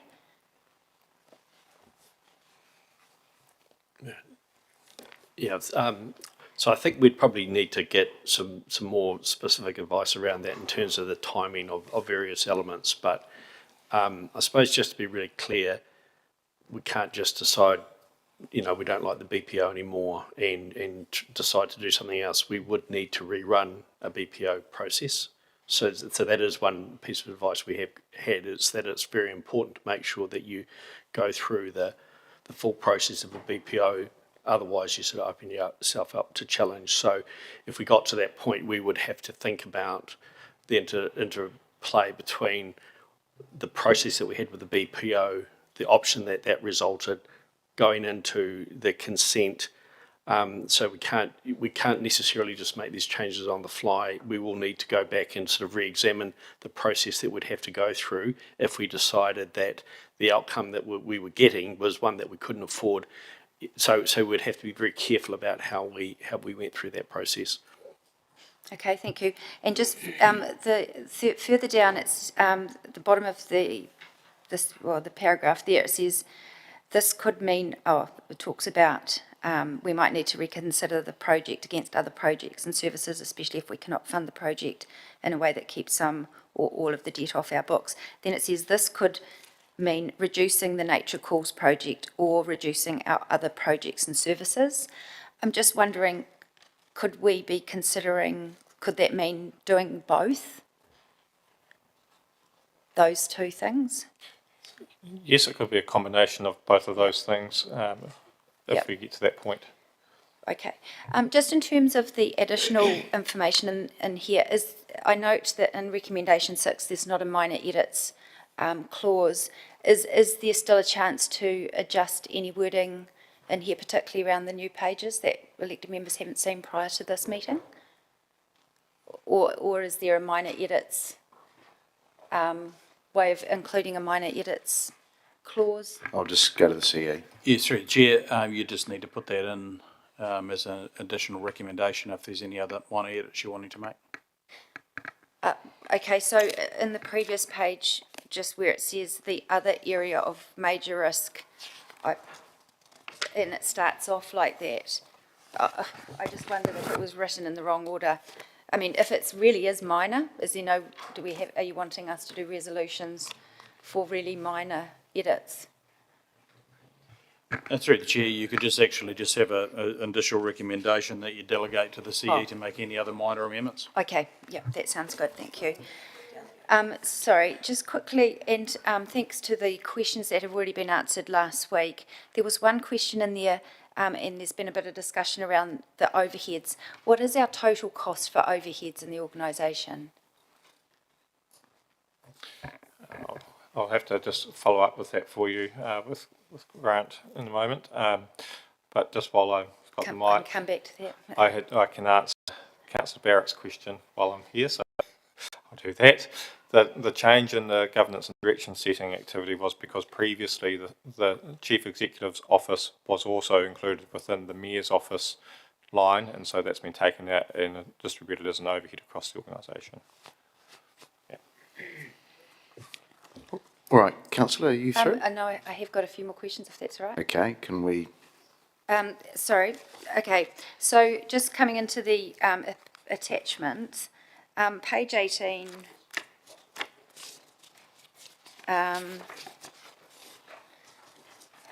under housing activity financial statements, under the housing and future development expenses, that's gone up to 6 million. I think it was 1.3 in the last draft. I'm just wondering what the reason for such a big increase there is. Sorry, which attachment was that, sorry?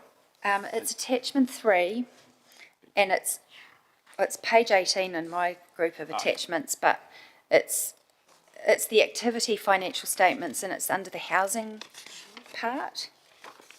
It's the first one after the budget, whole of council.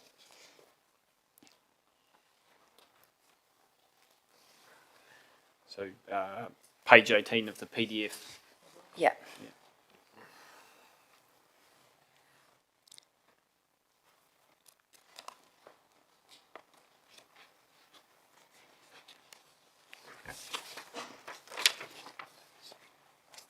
I'll just go to Bryce. Apologies, I don't have the paper in front of me, but that amount seems quite consistent with the Better Off funding that's currently allocated for Summerhays. So I wonder if perhaps that wasn't included before and we've remedied it now.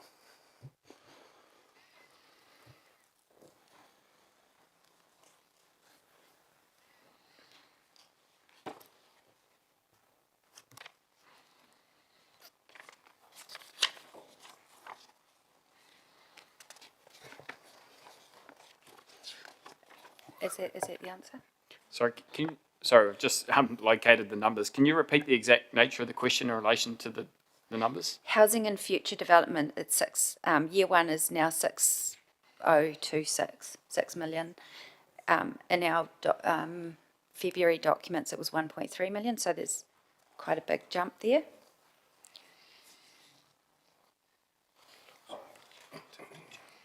But I can come back to that if that's...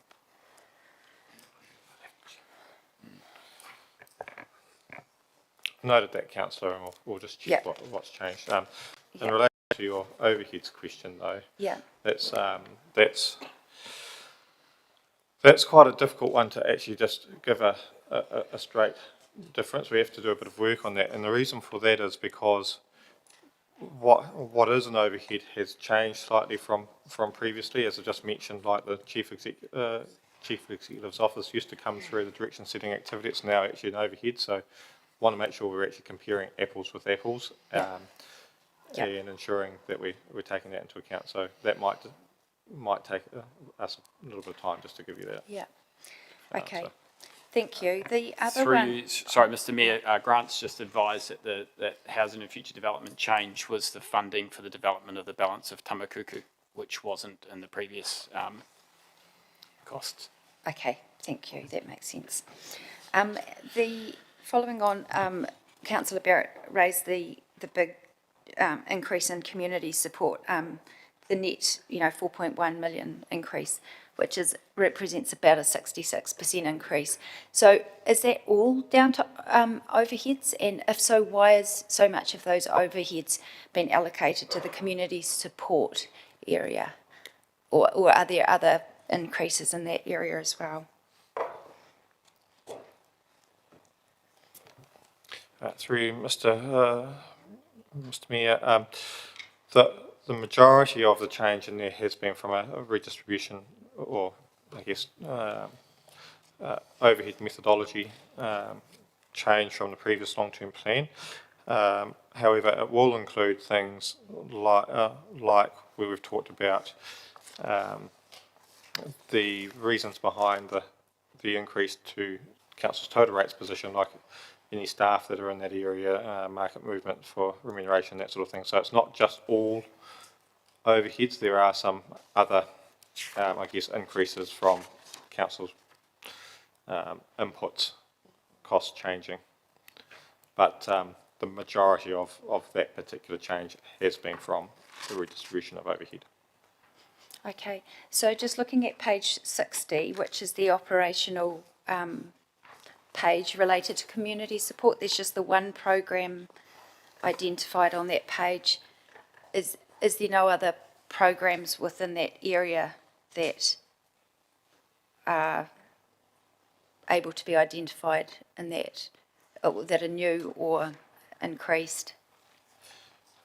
Through you, Mr. Chair, in terms of how we've articulated operating programs in this long-term plan is something that has a start and an end date. That was the only one that didn't have an ongoing nature to it. There will be increases from inflationary changes and that sort of thing to other ongoing programs. Obviously, you've considered some decisions around other community support funding and grants in recent times as well. So there probably has been some other changes, but not of any sort of major significance, I would have thought. Okay, thank you. Just a couple more. In the papers, it outlines the three options in terms of the advice back from the audit, and on page 153, I mean, obviously option one is the recommended option by officers. The option 3 that talks about postponing and adopting the LTP, is that an option that's available to us after we've consulted, if the feedback was significant enough that warranted that?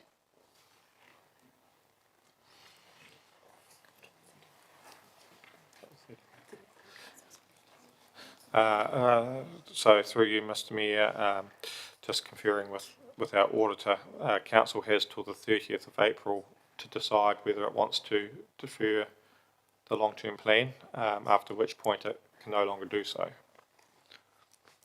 So if we then progressed, if we wanted to make any significant change, it would have to be just through an amendment to an LTP, would it? So in terms of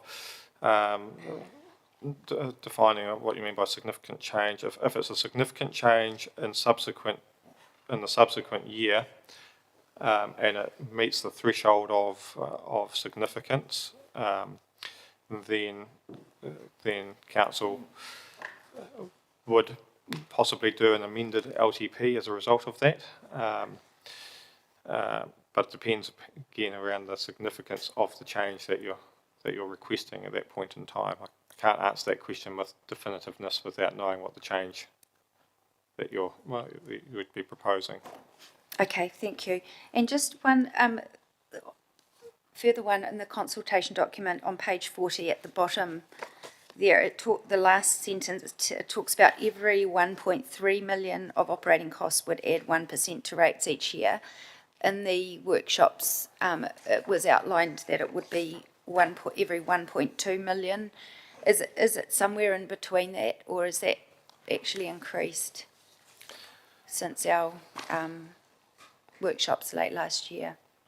Without having the calculation in front of me, what I would suggest is it's factoring in the fact that the rates are increasing over time. So obviously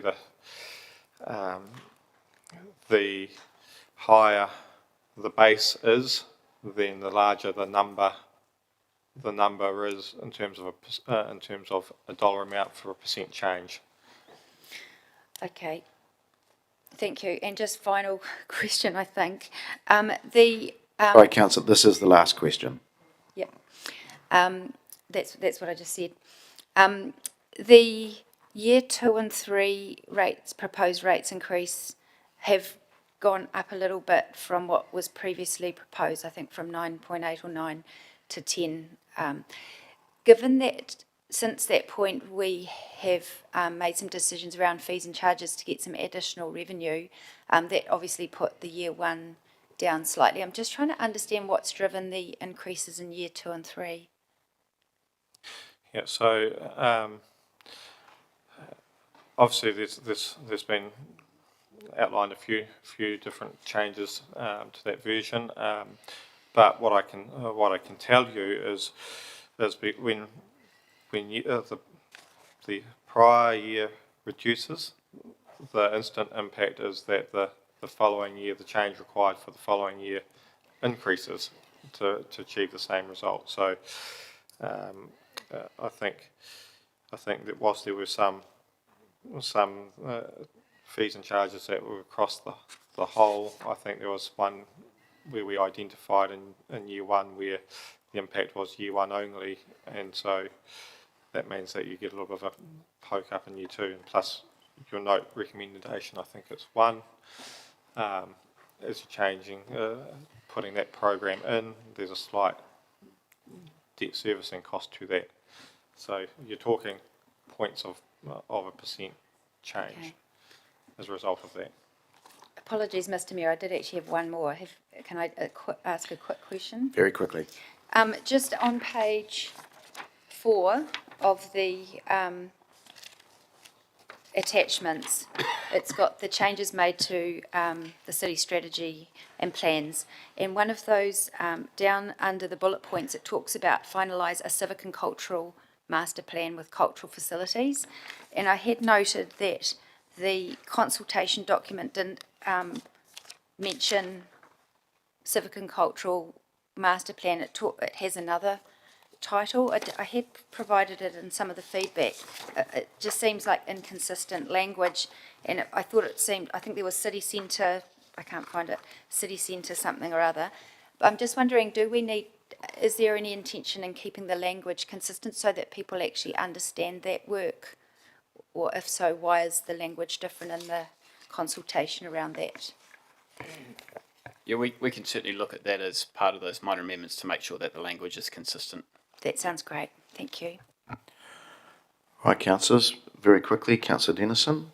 Thank you, Mr. Mayor. You'll be pleased to know that I've only got 11 questions. No, just joking. In regards to the Aupuni Community Library, the 27.1 million, can I understand is there any external funding allocated in the budget towards that 27.1 million? Or is that all council? No, that's all council. when I've gone back to compare these two projects with the City Library, and we've had years doing the Library of the Future project, and then I go back through and then we've got another 3 years of planning. What more is there to plan with all the work we've been planning on the Library of the Future and all the seismic strengthening to date? Certainly the funding in the LTP in the first 3 years is operational expenditure. I think there's $150,000 per year for 3 years. That is primarily going to be targeted at answering some of the questions Councillor Wood asked earlier, which is how is the model going to operate? How do we learn from the Tauranga example? What's the funding and financing process going to be? So for instance, Tauranga have used a combination of iwi contributions from community members. Okay, I'm happy with the answer. Happy we don't need to Very expand. Be efficient. Can I understand then why, when we've got the budget for the City Library, when we do it at 65 million, that we're only funding 10% of that 6.5, and having so much reliance at 90% on external? Through you, Mr. Mayor, I understand that was from a consideration or a recommendation that came through around external funding at the time when the capital program was considered, is my recollection. Okay. Question for you, Chris, in regards to the infrastructure manager, because we have had these questions asked before at this time in around the capital work that's been put into the front end of this plan and our expectations, the comments been made that we haven't delivered in the past. What's your confidence level of being able to deliver what's loaded up in the first year, let alone the first 3 years of this plan to deliver from a delivery point of view? Through you, Mr. Mayor, thanks for the question. High degree of confidence. Yep, I think that in terms of the work that we're doing this year and the emphasis we're putting on, delivery of 100%, and the options we've got around some of the bigger programs and being able to deliver those under, fit for purpose model, I feel very confident that we can deliver those as per the what's in the plan. Okay, and just finally, Mr. Mayor, Debbie, as far as external audit view goes, you've heard the questions and the responses from this session before we enter into it. Have you got any other further comments from what you outlined earlier today and what's written in your, what's been presented as your feedback? Through you, Mr. Mayor. Probably only that we are still ongoing with the audit, so we're not giving an audit opinion over the consultation document, but it is over the long-term plan.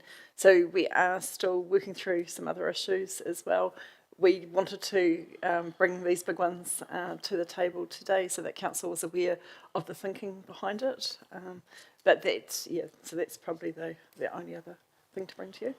Great, thank you. Thank you, Mr. Mayor. Finally, Councillor Wood. It's only one question, I promise, Mr. Mayor. I just wanted to ask on page 35 of the consultation document, the Awapuni Community Library Hub's gone from 29.1 million that we looked at on the 14th of February down to 27.1.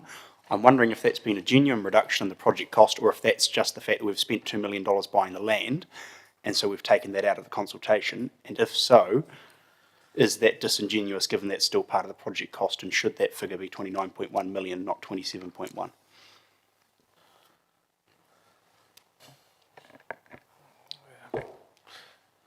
I can answer part of the question, and that is the reduction reflects the fact that the land has been purchased, and so it isn't. I guess it isn't in fact a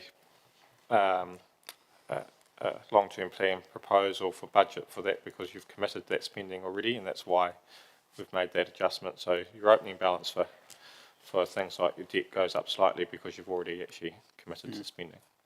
All right, thank you. All right, people. I was going to try and move some some recommendations. I'm not going to do that. We're going to have a break.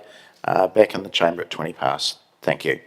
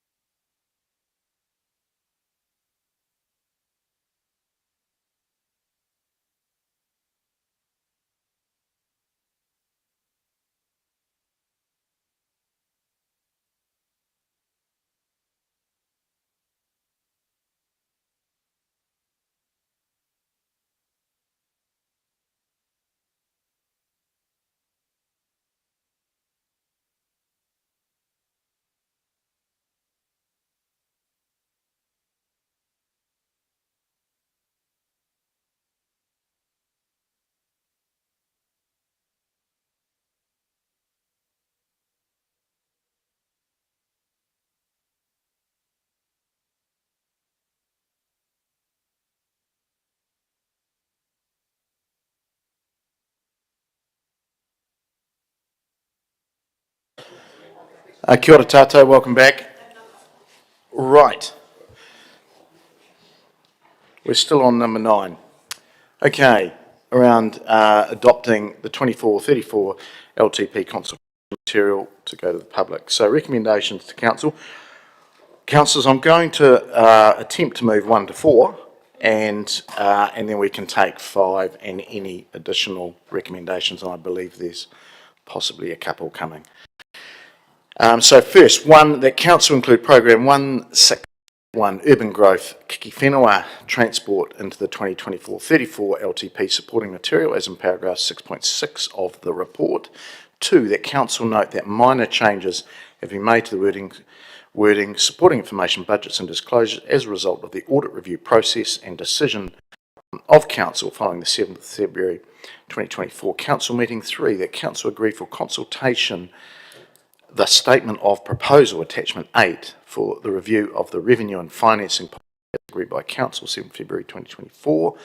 That council agree for consultation the statement of proposal attachment 9 for the review of the rates remission and postponement policies as agreed by council on the 14th of February 2024.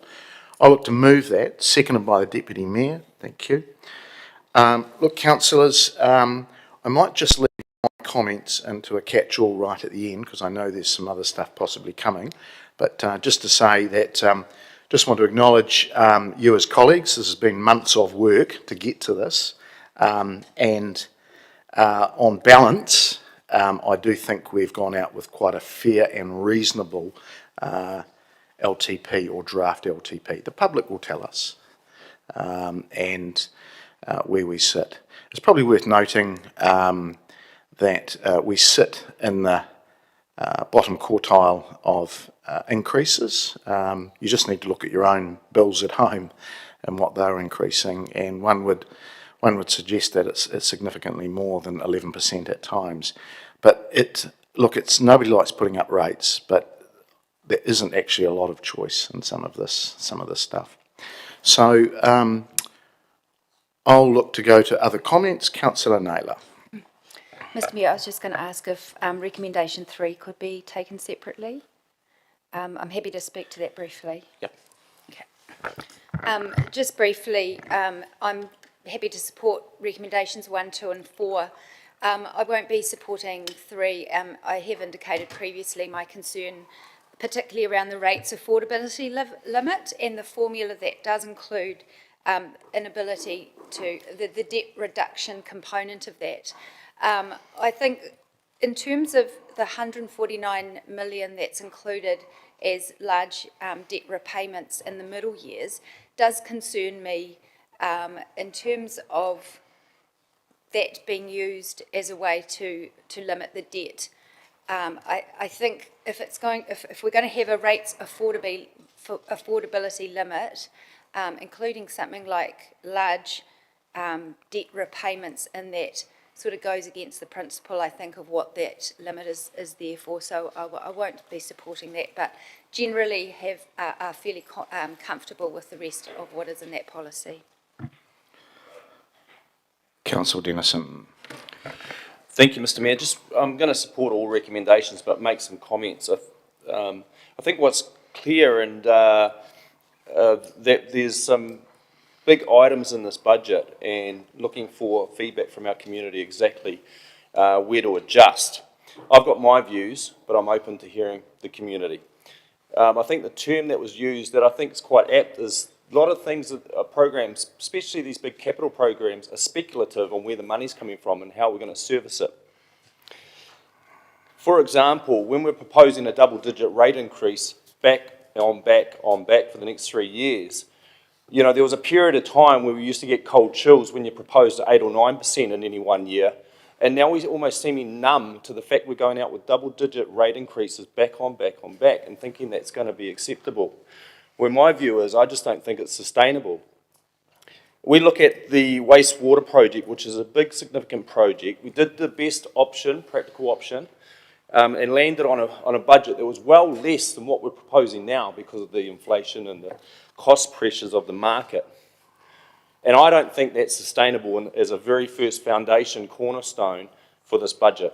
I just don't think it's sustainable. We've gone from one extreme of taking the assets and the reform with the three waters with the last government, now throwing it back onto local councils, thinking we're going to fund the best part of $1.2 billion in the next short while on our waters. It's just, it's kind of hideous to expect a local authority to be doing that. It's never been an operating issue, from my mind, with water. It's been a funding issue.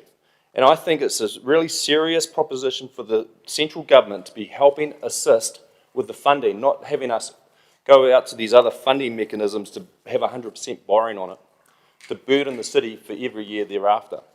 And that's a personal stance. I think it's one that's going to come well clear for us coming through this process. The other one I mentioned about the capital program with the double-digit rate increases coming through, the doability that was mentioned by external audit, and the big question mark thereafter it. Is this project really doable?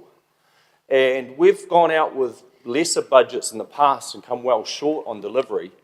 And I appreciate the confidence that our GMs are saying that, yeah, we can do this, but actually our track record hasn't proven that. And so that there leaves a gap of being uncertain for me. And what is certain is that we have loaded a lot into this plan. We haven't, in my view, prioritised it very well. We haven't said no very often. And those very 3 Ds that I learned in my first year around this table around deleting a program, decreasing a program, and deferring a program, I don't see that that's been implemented very often in these line items when we've considered. And so that there, I think, needs a bit of prudence. I think it needs wisdom and foresight of where we're running hard into the future. We're going to get 3 years down the track and our optionality is going to be way less. Supposedly we're going to have a big 1,500 square metre library in Awapuni, but still yet wondering what we're going to do with our flagship landmark. It just seems odd to me that we're spending massive investments, fully funding it, and then expecting to do our landmark projects with a 10% input, expecting 90% external funding. Those propositions are just really odd to me. And so I think there's some reasonable assumption that this plan is unaffordable, undoable, and actually unjustifiable. And I'm looking for public feedback to tell me otherwise. But otherwise, when we come to re-debate this again in June, I feel like I'll need to be maybe using the weight of those arguments to really push through for our residents to make sure we get a viable future. Instead of saying that some of these projects are vital now, I think we need to have a viable future and start getting some discipline, political disciplines around actually, like I mentioned, some prudence, some wisdom, and some foresight of what we're handing to the next generation. Thank you, Mr. Mayor. Councillor Habada. Thank you, Mr. Mayor. And first off, I want to say thank you to the Chief Executive. I think you and your team have done an outstanding job, and thank you. I think this consultation document is very good, and it'll be a really good guide for our community to be able to guide them to give us some feedback. So thank you for the team for putting this together. Really appreciate that. I think going forward, this is a document that is going to put a lot of thought into the community. People are going to be quite worried about what we are putting in front of them, but this is the chance for them to put a submission in. And that's what we really need to do, is get submissions on the table so we can consider them. So May is going to be a very big month when we sit through the deliberations, for those that haven't done that before, but it's a good time to do this, and we need it. But we need the information back so we can make those decisions in June. It is a document that's got a lot in it, a lot of must-haves and a lot of have-to-haves. And we've got to work out what those have-to-haves are to go forward, because those have-to-haves are the things we really have to do. And we need to know from the community what those are. And I think this document is good enough to clearly, hopefully, guide our community to tell us what they are. And we need to know what they are.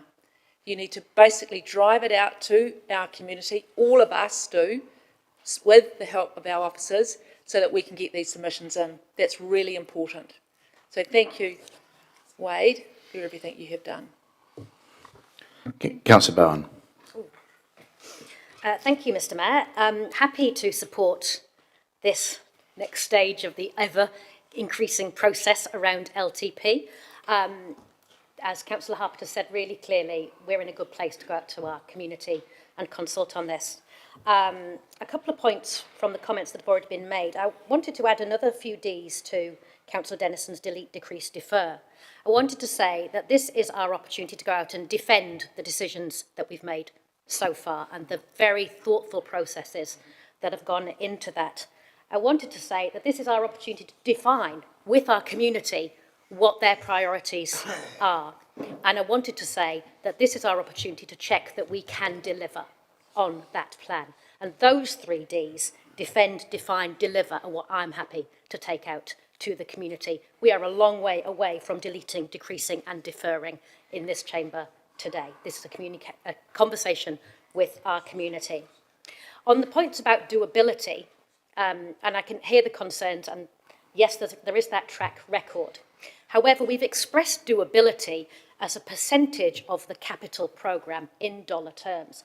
So if anything, the fact that it's costing us more to deliver helps us with our doability. We're actually spending more to do less. And if the officers say they can do that, then I'm happy to test that. I don't like that we're spending more to do less, but it certainly plays into that doability conversation where it's just costing us more to do the things that we think we need to do already.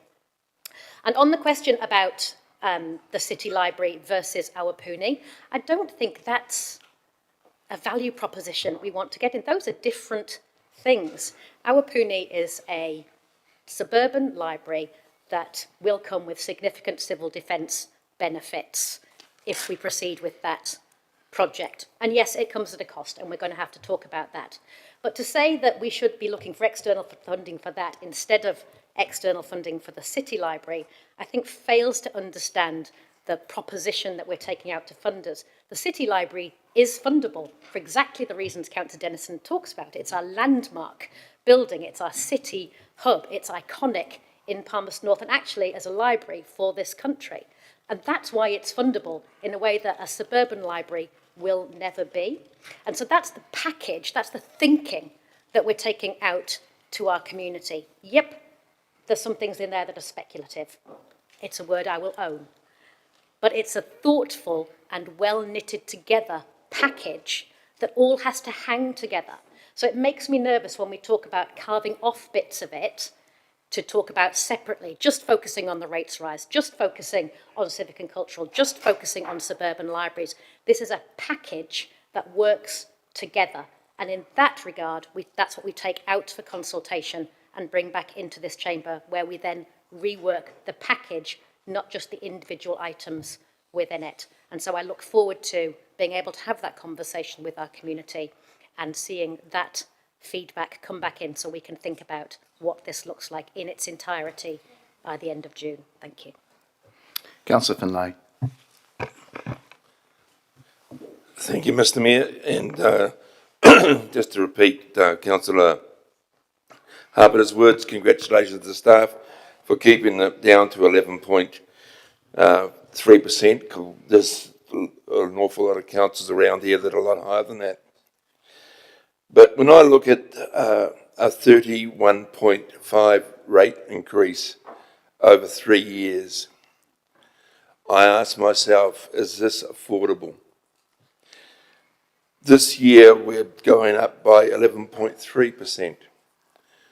People on benefits and superannuation had a huge increase this year of 4.7%. The cost of living is just unbelievable in this country at the moment. And unless our government can come up with some other way for local bodies to earn income other than rates, I don't see how people on super and people on low incomes will be able to maintain and keep their homes. I know people on super at the moment who are paying around $130 a fortnight on their rates and there's others paying more. That's a fair swag coming out of your super. We have got to look at ways somehow or other of bringing our rates take down. I believe our staff have done the very best they could have done. But we have to listen to what our public are going to have to say as well. But over the years, I've seen it got worse and worse and worse. And I'm afraid it's coming back to the government's coppers. They've got to give us some other way of getting income other than rates.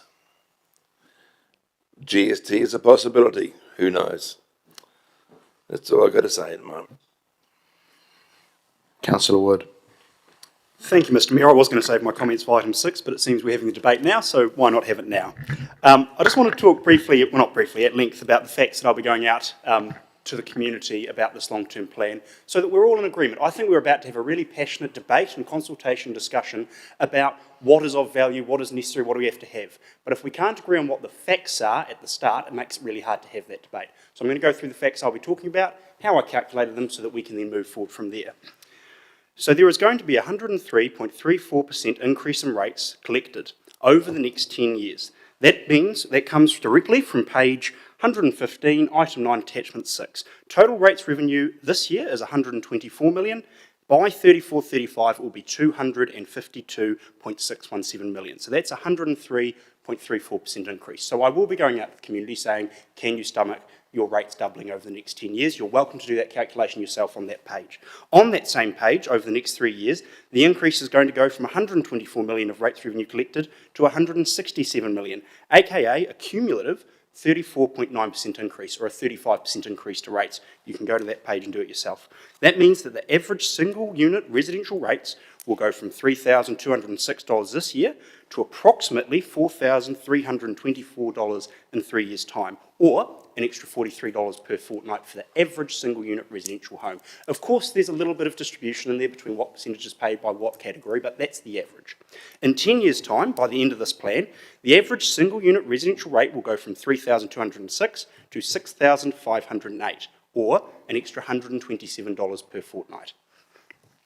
Is our operational spending to blame for this? Well, yes, but not on its own.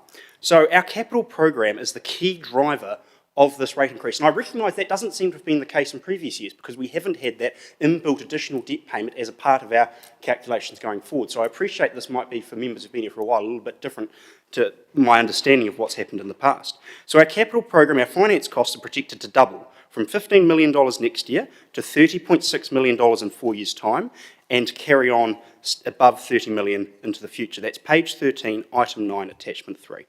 So if we weren't to massively increase our debt and kept levels at around what we'll be at next year, that means we would reduce our finance costs by $128.9 million over the next 10 years. That's rate-funded operational expenditure that is a result of our capital program. On top of that, we have debt repayment, page 15, item 9, attachment 3, $7.7 million next year. That's going to be up to $59 million a year by year 10. Debt repayment will be massively scaled up, and officers have told us that. They've told us that one of the main reasons for the significant increases in rates is so that we can increase our debt repayment for us to stick within our 250% limit. So we'll be collecting an additional $232 million above our $7.7 million repayment that we would make standard to that process. So you can go and do those calculations. If we left it at 7%, what would it be? Up at this $59 million level, or tens of millions dollar level, what would it be? So that's how we've got there. So that means the capital program is forcing us to take an additional $360.9 million out of rates over the length of this plan. That's above and beyond our 200% limit. So when councillors say to me, William, do you want to shut down libraries? Do you want to gut community services? Do you want to kill council program? No.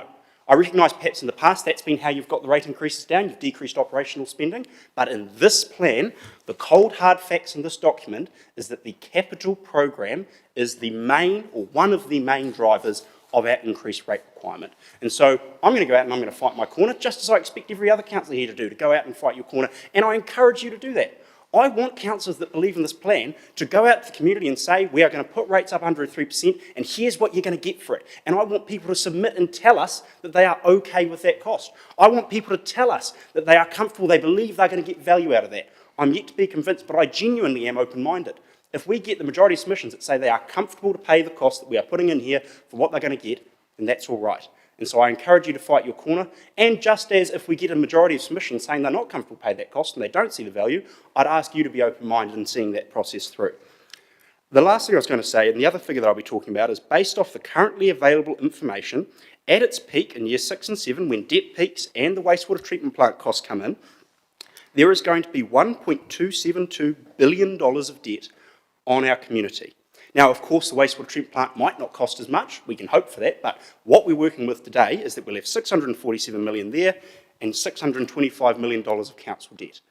So that means, based on having 36,400 rating units, as per page 113 of this plan, that's $34,900 per rateable unit. Today, it's $8,893. So, councillor, you're way past your time. Wrap it up, please. Well, so that's it. I would love councillors, and I completely agree with Councillor Bowen, go out and defend it, fight your corner, and I look forward to the submissions. But they are the facts as I see them. Councillor Zabellan. Thank you, Mr Mayor. I too am very thankful to our staff. It's a very gruelling and thorough work in pulling this together, a really mammoth undertaking. So I just want to lead with that because I do have concerns that are not intended as any reflection on the quality of that work. And I'm fully cognisant of what it's taken to get us all to this point. And just re the City Library, seeing it's been mentioned, just a reminder that the earthquake seismic strengthening is a key component of why that work needs to happen and thus is the basis for attracting co-funding, and it will need to be closed for 4 years. So the key element of having Awapuni in place is so that we maintain a basic level of service during that time and are not library-less. And somehow that key driver always seems to get forgotten. But anyway, I'm a bit concerned about the lack of explicit visibility that we've had so far as to the results of the auditor's review of our draft, but I appreciate that this is happening in real time.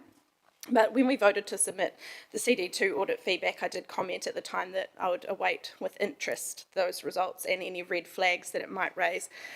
So I appreciate the sort of paraphrased summary of what's happened so far, but we've tucked the required explanations away on page 54 and 55 of our document, and I also picked up, seemed to be in reverse order. It doesn't feel highlighted. And page 55 also does state our intention to use IFF funding in the form of a special purpose vehicle for some growth programs, but then in our conversations with audit, we've broadened that to be externally funded. So that's a conflicting message. And if we keep that reference in the consultation document, we should be making it explicit that that would mean additional levies, or else we should amend it or remove it so that we're really clear about what our options are and what we're proposing. But regardless of the variety of external funding mechanisms that we need to pursue for the wastewater treatment plant, and for growth in Akautri, growth in Ashurst, growth in Kakatangiata, they're not affordable within our limits, and we have no guarantee that we can secure all or any of this funding. So I am concerned that our plan is not affordable and highly uncertain. The report said that there is a risk that the LTP could receive a qualified audit opinion, and this is not referenced at all in our consultation document. Audit is not even mentioned. And the report also states that a worst case scenario would be receiving an unfavourable opinion, and the likelihood and risk of that occurring has not been outlined either. So what is conveyed here is that we can reasonably anticipate that a qualified opinion may well eventuate. So I'm very aware it's not hugely constructive to be saying these things at this time, and I've sat here and voted on all of these things and been listening and learning and trying to make sense of it all in the context of the plan itself, but also in the wider legislative context of what we have to do, and then in the local context and the economic geopolitical context within which we are being buffeted and rules that are being changed under our feet. We can't match that level of responsiveness with this slow-moving process. And I don't see how councils can push back on government requirements, even if they'll cripple our communities, when the ministers threatened administration in the event of non-compliance. Like, what a line to take in a so-called democracy, to threaten communities with the forced removal of your elected representation. But the consequences of non-compliance are not outlined in our consultation document. On page 54 and 55, we talk about other options that we could pursue if SPVs don't eventuate, but we don't describe how they're unsatisfactory options that we've considered and discarded The details of which areas of work would be scrapped or amended if we can't access that external funding. It's not identified, and therefore the consequences can't be known to the public, and that puts us in an impossible situation when it comes to consultation. So I will vote for this to go to the public, but I do it with serious misgivings that we might be presenting something that's idealistic and unaffordable, and it stretches us too thin, pushes us beyond our limits because we can't afford what the government has required of us. So sort of the saying, you can't see the wood for the trees, comes to mind, but I just have to wonder whether we're straight up in the wrong forest. And I wish it wasn't so, but I'll have to await the auditor's final opinion and then the court of public opinion to help me determine whether I can in good conscience fully back this plan. Thank you. Councillor McLeod. Thank you, Mr. Chair. I'd like to rise to also speak in favour of all the recommendations before us. First of all, I just want to thank the CE and his team for the work that they've done on the consultation document thus far.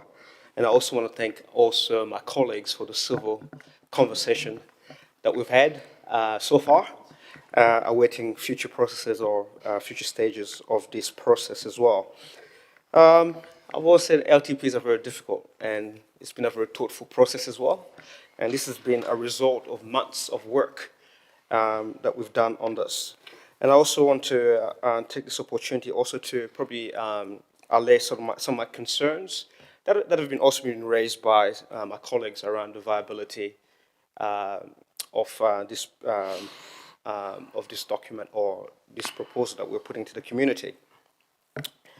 I mean, in a tough economic environment where we are seeing rises in interest rates and also inflation and insurance costs, and as well as material costs, I would like to admit that this LTP has been very difficult, and I've been feeling guilty sometimes in voting certain things that are probably subjectively or objectively considered unaffordable.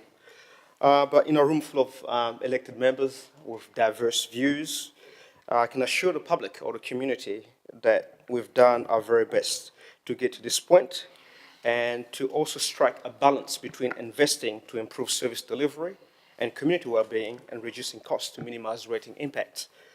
And I'm also of the view that in making these budgetary considerations, that our focus has always been on striking a balance, a good balance, between affordability and the need to provide essential services and improvement across our city.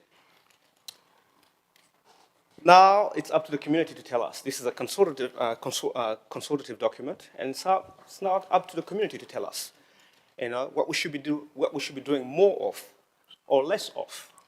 This is the opportunity that we're giving them to tell us what we should be doing more of or less of, and I'd encourage everybody in the community to get involved in this process, to tell us what they think is good, what they think is not good. And I believe personally that with all the proposals that we put in there, and if there's an amount or a huge number of people actually making submission, making their feelings heard or they consider or concerns heard, and I'm sure we'll be hearing them. I mean, we don't work in silos. We work and also depend on the views of the community as well, because that's how local democracy actually works. And in also probably closing my statement as well, I also want to say that to the community that this has been a hard process, and Palmerston North City Council is not immune to some of the costs that we're experiencing at the moment. And we're not the only ones to have double-digit rates at the moment. I'm looking at, for example, Porirua, for example, with 17.5% of rating increase that they've proposed and gone out for consultation. Upper Hutt City Council, 19.9%. Lower Hutt, 16.9%. So these are all the challenges that local government is facing. The system is broken, and we do need help from central government.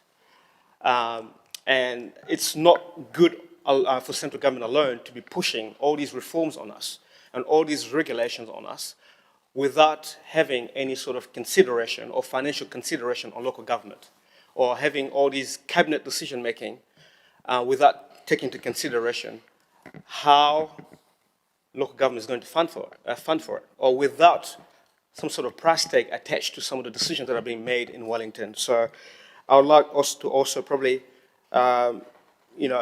advocate for more central government funding in some of the stuff that we are also, or some of the financing challenges that we are facing at the moment.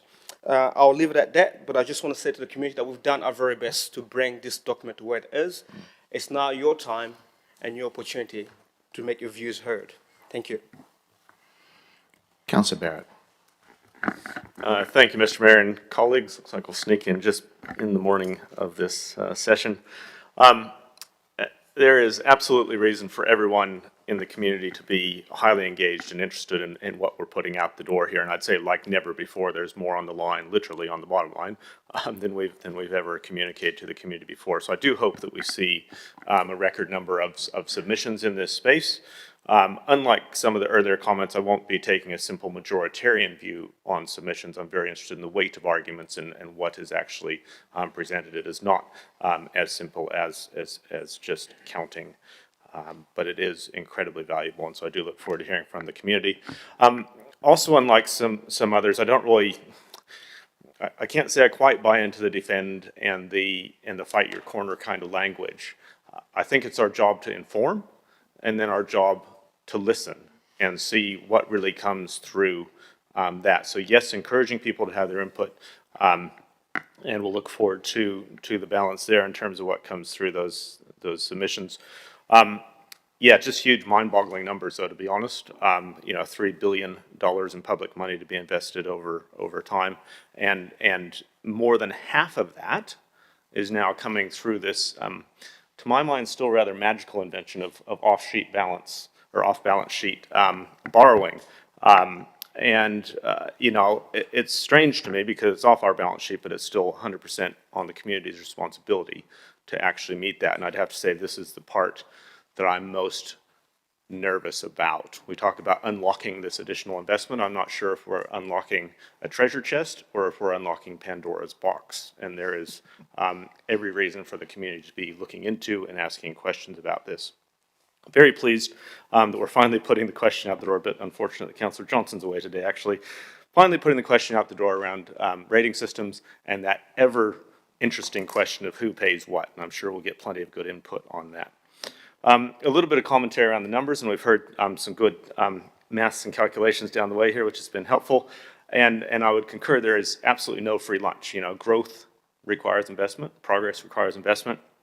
And these are quite big steps, 14 million just in the next year, another 14 and then another 15 million thereafter. Those are big steps in terms of rates, additional rates revenue, and they will be painful steps for some to contemplate. I'd say at this stage, my view is that they are prudent steps.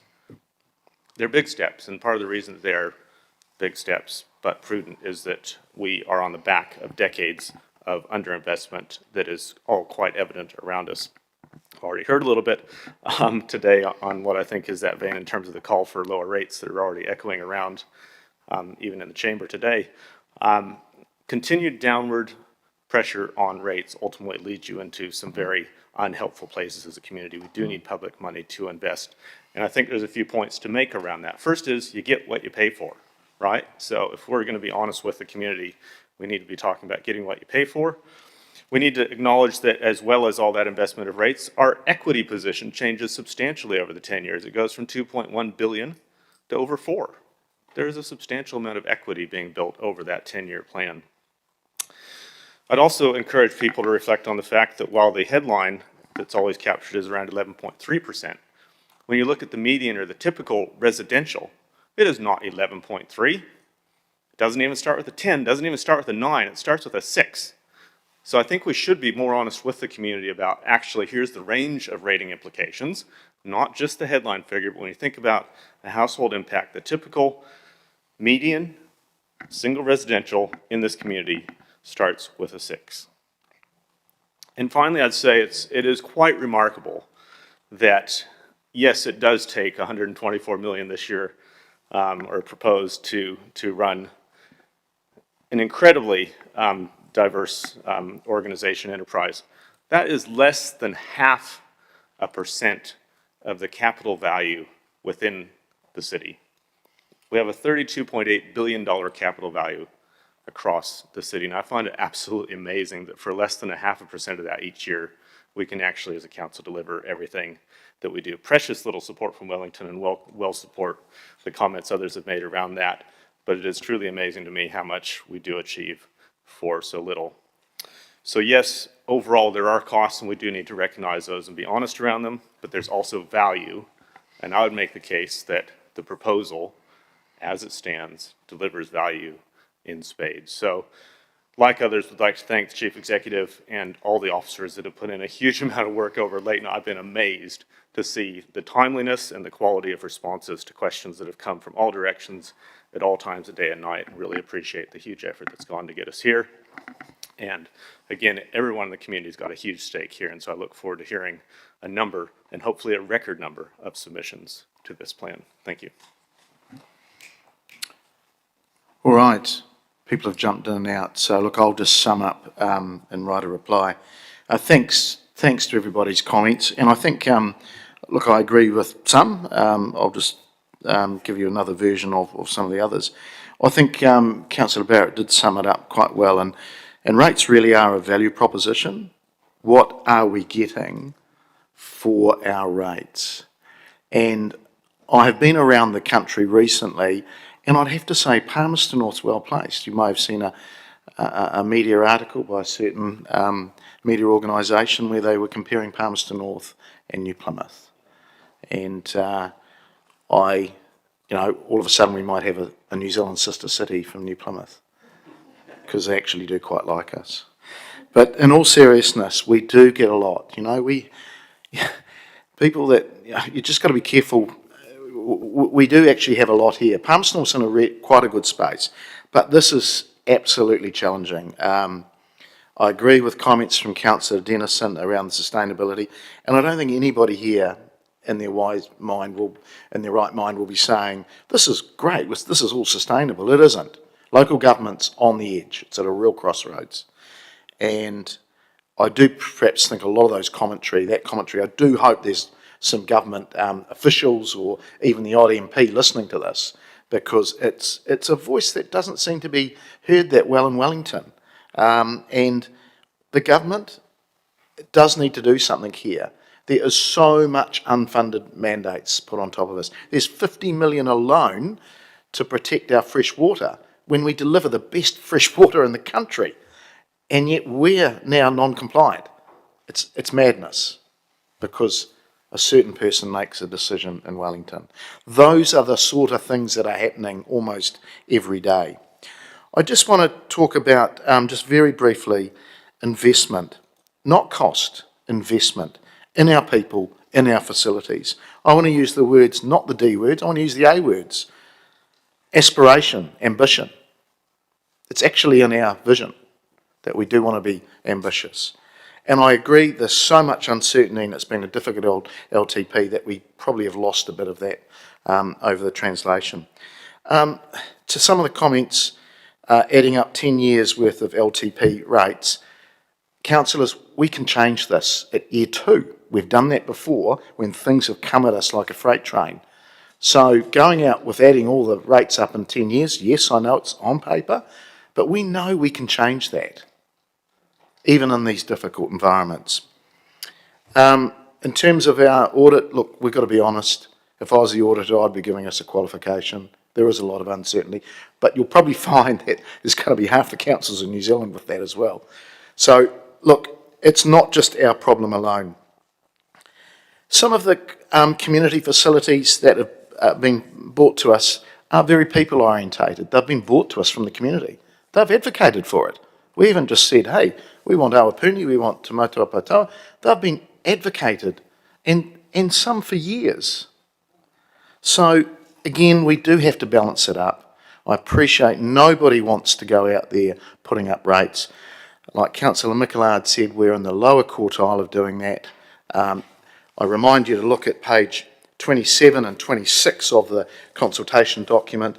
There's been quite a lot of work down already around keeping costs low, seeking co-funding, increasing our own fees and charges, actually slowing down. I wouldn't say delete or defer, but slowing down projects or actually reprioritising things altogether and staging the timing of maintenance and replacements. So I think in the bigger scheme of what is happening, I think we've hit a good balance. We'll find out what the community want to say, but I just want to acknowledge you as my colleagues.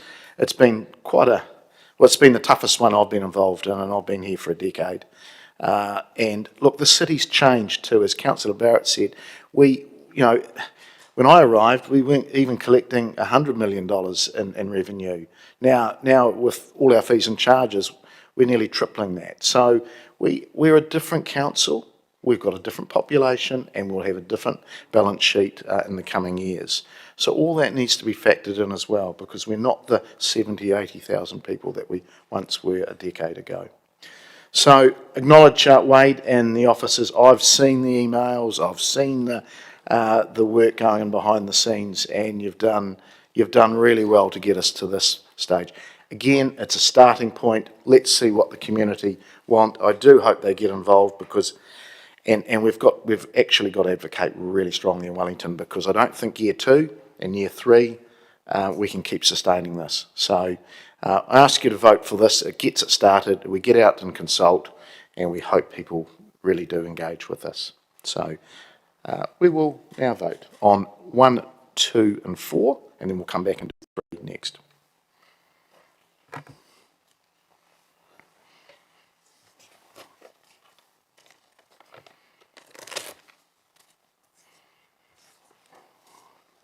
That has passed 15 votes for, none against.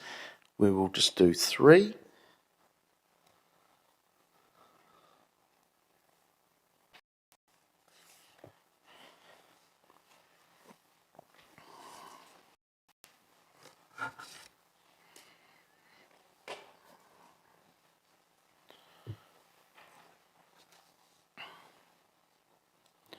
And that has passed 10 votes for and 1 against.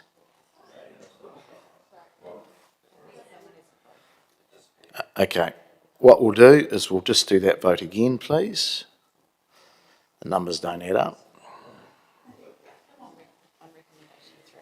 On recommendation 3 only, please.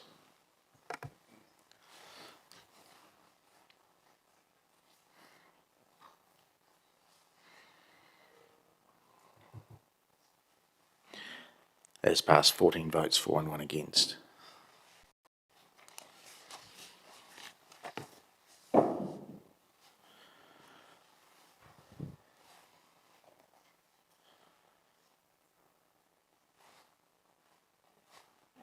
Can we carry on? We've got... Yep.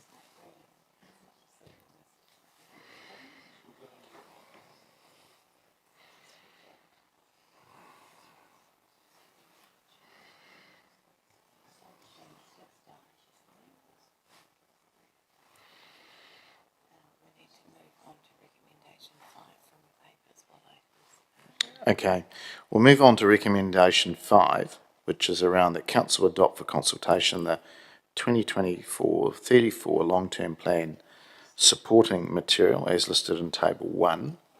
I'm happy to move that, seconded by the Deputy Mayor. I'm not going to comment any further on that, but I can open it up. Councillor Naylor. Thank you, Mr Mayor. I do have an amendment to this recommendation. If it can be put on the screen, is that possible? I can read it out. So the amendment is that council adopt for consultation the supporting material subject to the inclusion of operational programs which are able to be identified, funding to CCOs and external entities, and grant funding into the activity budgets, which is attachment 3, and that total amounts are included. Colleagues, this amendment follows on from the discussion last week where we talked about perhaps needing to strengthen the information in terms of the operational programs that are shown in this document. Those who've been around the table for a while will understand that there did used to be quite a bit more detail in that space, and we've there has been changes and we've lost a lot of that. And working through with officers over the last week or so, some of that work has been started to be collated, and I have circulated a little bit about what that might look like late last night. But just to explain, it wouldn't change any of the overall financials. It wouldn't change the consultation document. It won't change any financials. All it really does is make some of those operational programs a little bit more visible to us in the document. My reason for wanting to see that included now is that I think there's benefit to have that information available now before we consult. I think I concur with some of the comments that others of you made during the discussion last week that more information is better. I'm really grateful to staff who have done some work in gathering and started on that work. So I'll leave it there, but if there are any questions or comments, I'm happy to discuss further in the summing up. Thank you, Councillor. I'll go to Councillor Dennison. Thank you, Mr. Mayor. Just to confirm, I'm happy to second that recommendation or that amendment. And speaking to it, there's two things I just want to add. One is, throughout this process, we've wanted to get better and clearer information, and I don't know if we've achieved that by absorbing those programs into the MSL budgets and therefore taking them out of line of sight for not only us as members, but for the public to make comment on. So that's one. And the second one is around the financial pressures that we face and the rate increases and all the other associated financial impacts, is that I think it's equally important. We've had a lot of discussion on the CapEx and the rating and borrowing associated with that, but also it's equally important, in my view, to have line of sight and influence over the operational expenses. And in the past, you know, we've been able to adjust those and amend those and kind of have some value propositions, or at the time when there's new requests from the community and we've got little room to move, we actually can go back to those operational programs that we've currently got arrangements and flexibility around to adjust them to make room for those new requests. So I see it as a real important part of our role to have influence over OPEX. At the moment, I think we're very limited, and I don't think that's a better outcome. So I think just a simple if it can be achieved, and I understand from the officer's response to date that this information can be provided quite readily in time for consultation documents, or therefore I think we should. I think we should include it. The only other comment I want to make, because I've spoken to this amendment, I think we need either amendment to this, which is to say, and also subject to minor amendments. And so we're approving the, oh, that's in there too? I didn't hear that when you spoke. You got another one? Okay, thank you. That's the only other point I wanted to make, ensure that we had room for minor amendments. Thank you, Mr. Mayor. Okay, well, because we haven't done anything with the first one, this actually is the motion. Can I just ask a question? We've already voted through the chamber on some of these funding to CCOs and external entities. Why are we doing it again?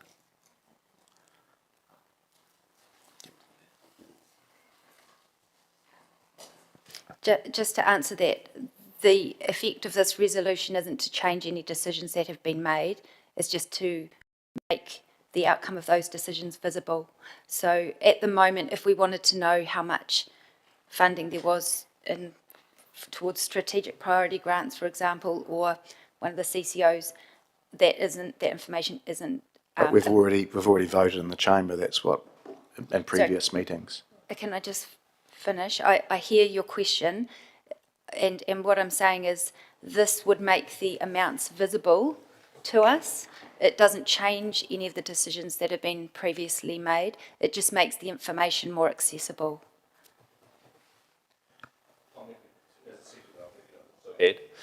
As a seconder, I'm also happy to add that the same being true for our capital projects, actually. A number of those have been through the chamber and we made decisions, and we get line of sight, they're very clear.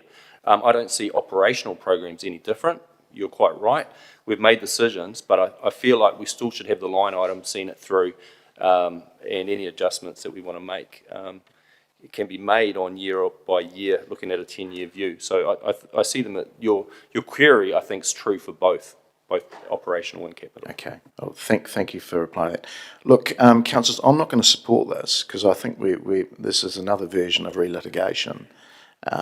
These decisions have been made in the chamber. They've come through at the 11th hour, and I appreciate you want to, under I suppose the view of clearer information, but I can just see these at 5 o'clock tonight being targets around possible cost reductions. I just feel some of the CCOs and external entities who are partners with the city are now going through another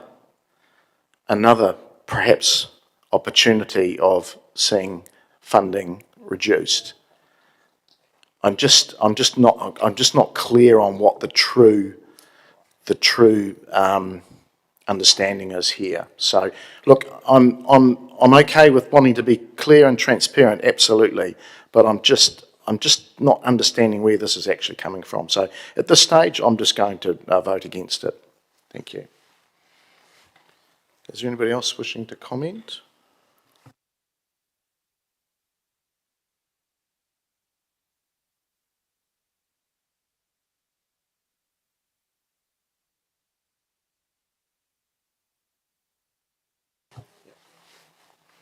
Councillor Barrett. Yeah, thank you. Just to briefly thank both mover and seconder and yourself for the comments. I did have a level of comfort around the OPEX per se, in terms of OPEX that sits within our realm, but I quite hear the mayor's comments around CCOs and external entities, and I do think for me has become a bridge too far. So yeah, there's probably versions of this that I would have been quite comfortable and actually proactively advocated for, because I think there is a good rationale to have visibility around the internal OPEX within our operations and be able to make comment on those. But I think this, at this stage, is further than I'd like to travel, so won't be able to support it. Councillor Wood. Thank you, Mr. Mayor. Just briefly to, I guess, clarify my understanding and put my thoughts into it. I mean, all of this information is Lagoymerable anyway, so I mean, I think it would be a sad situation to enter where councils are having to Lagoymer their own council to get operational budgets. I don't think it's unreasonable to ask for this to be provided. In terms of funding to CCOs, I mean, that's a line item. We provide this much money to that CCO. I mean, it's not necessarily a target or anything. It's just, how could you provide operational budgets but have a black box over the CCO funding aspect of it? I mean, that's just one of the programs that we provide. In terms of the target comment, I mean, it could go up, it could go down. I've got a particular interest in whether or not we need to increase the Youth Council Scholarship Fund. It's been $8,000 for over a decade. Is there need to put that up? Potentially, but if we can't see the operational budgets, then we can't look at things that might need to be increased as well. So I think there's scale for both of it. And also in terms of the target comment, the same could be said about our capital program. Well, we've already debated, we've already decided we're going to put Awapuni in there. That could be a target for capital reductions. Therefore, should that line item not be shown in our budgets? Of course it should, because that's what we're consulting on. So I don't think this is a radical proposal. Perhaps my definition of radical is different to others, but I just think it's reasonable for us to be able to see this so that we can then go through the decision-making process, and things might go up, down, or in all likelihood stay the same. Councillor Hancock. Yeah, thank you, Mr. Mayor. Just really a question, really. I guess I just want some clarification around this information actually has been provided to councillors, so we're actually aware of actually what's sitting in that in those budgets now. So by excluding it actually from the supporting material, does that, yeah, if it's actually not included in there, does that preclude us from subsequent debates at the time that we actually adopt the LTP?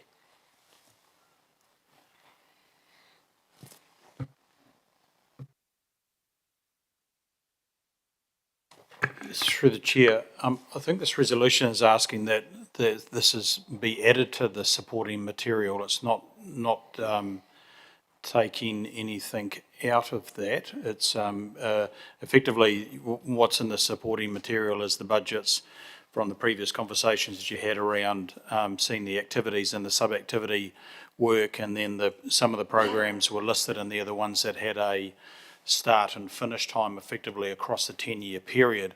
What this is asking to do is pull out from those activity or sub-activities any other operating programs and list what the costs are associated with those across the 10-year period, and include that with the supporting material. That's as I understand it. Yes.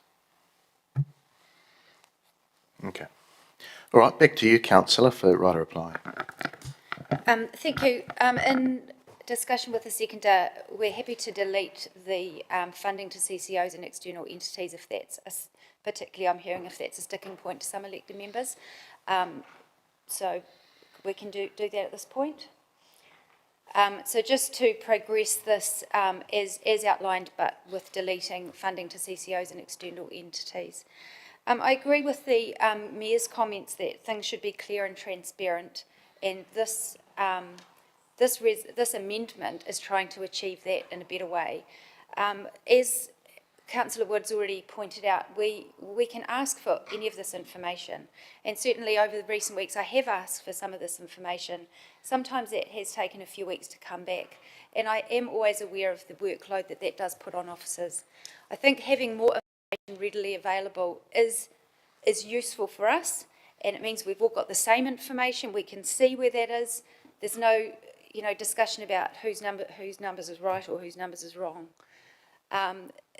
The CCOs and external entities are mostly contained within agendas that come to us anyway, but sometimes I guess the reason I have included it was sometimes it's just useful to have it all in one place rather than having to try and remember which committee it was in and try and go back and have a look at that. You can also see in the LTP how things are tracking over the 10 years. Certainly the point of this is not to make targets. I've heard an elected member say they want to actually be assured that a program is still in. At the moment, we would have to ask that question of officers to find out is a fund or a program actually still happening. It just feels like a lot of administration. I think what we've had in the past was not perfect. This would still not be perfect either, but I think it would be an improvement. So, yeah, I hope that explains it, and certainly encourage you to support this.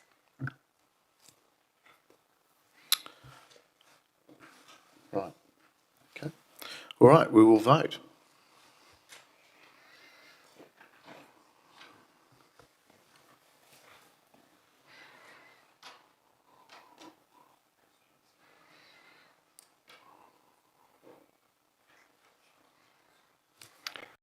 Passed 14-4 and 1 against.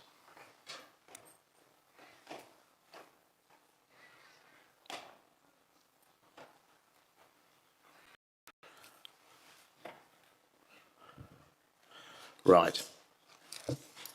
Okay, number 6 is that Council adopt for consultation the 2024-34 long-term plan consultation document attachment 7. I'm happy to move that. Seconded by Councillor Mickelard. I'm not going to comment.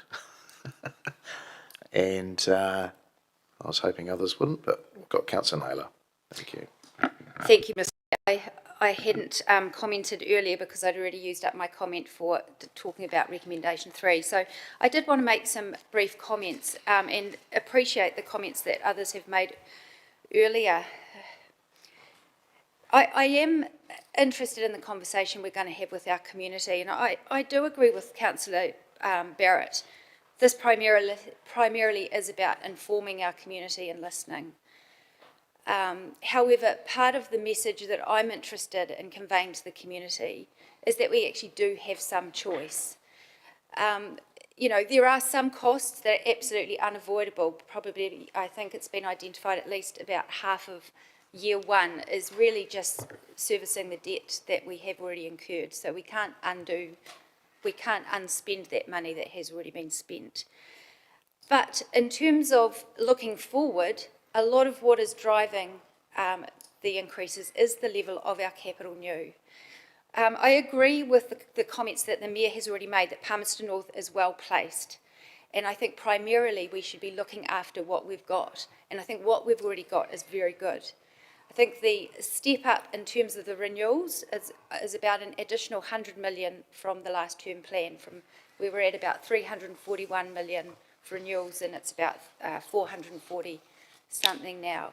I think that's a commitment to looking after what we already have.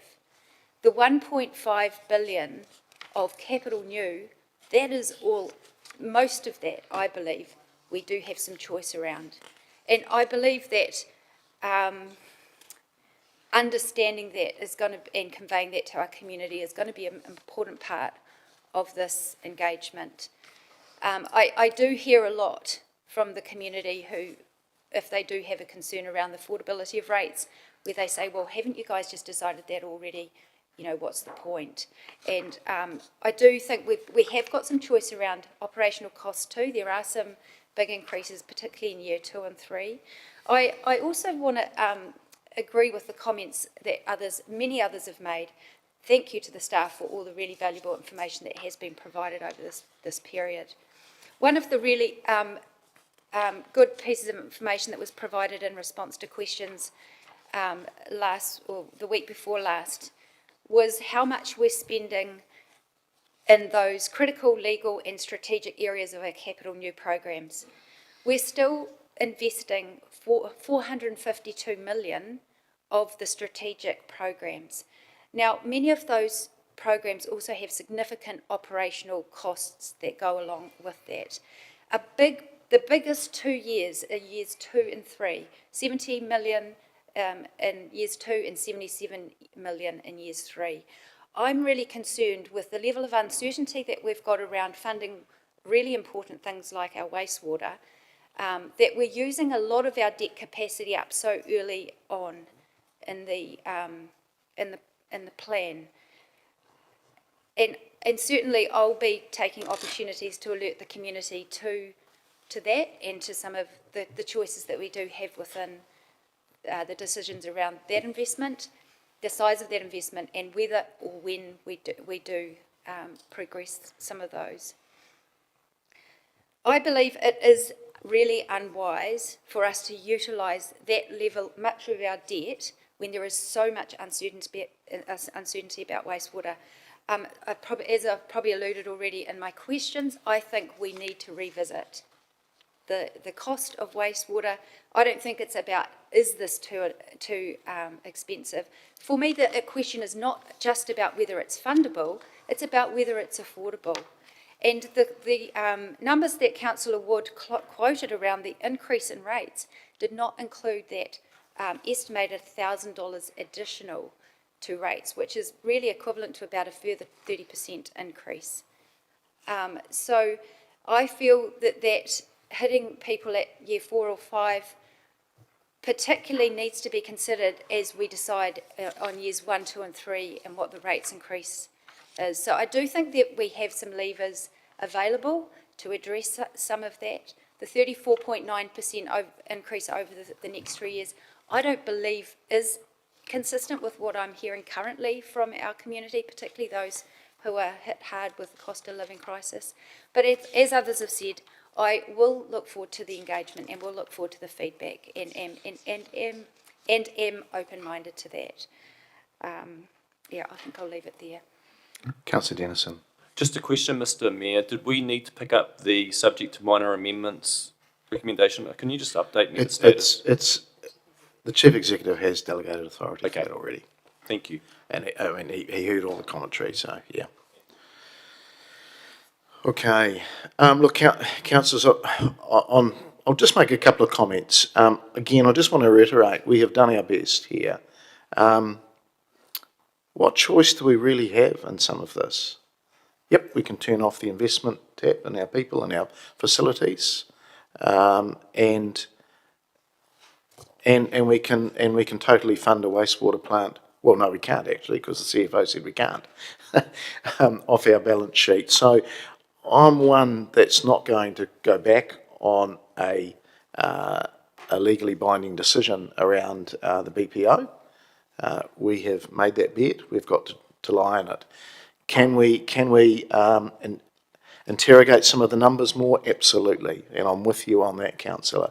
But I'm not, and it's going to be one of our big things in the next couple of years, is getting the funding and financing and the build of that started. That is our responsibility. So we are committed to that. But we're also committed to, I just looked at the transportation stuff we have to do. If we turn off the tap there, you think you had issues with potholes a couple of years ago, it'll be tenfold, let alone anybody that wants to walk on a footpath or bike anywhere. So look, we've got to keep all of these things concurrently going. It is a big step up in the capital, and I admit that we'll need to. I'm looking at the officers; they will need to deliver on this. But again, we do have some, and councillors that have been here a little bit longer will understand. We do have some pinch points where we can intervene and either go harder or back off. So we're not locked into a absolute. We must do everything that's on that capital plan. So I just want to reiterate that, because that I'm hearing that and I'm seeing it on online commentary that we're all locked into this. We're absolutely not. We can change some things. We have the ability to do that. And first and foremost, this is going out to consultation. So we've got to have a starting point, and our public will tell us what they want, including whether they want actually some more investment. We've only heard the negative vibe at the moment. There might be some positive stuff out there too.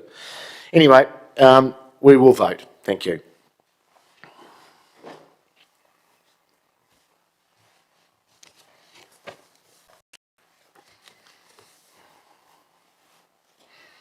And it has passed 12 votes for and 1 against.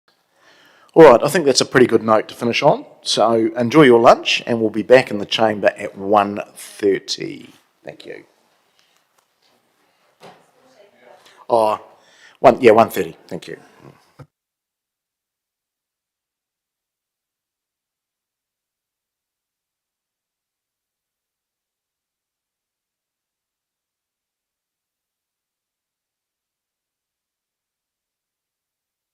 Debbie's missing.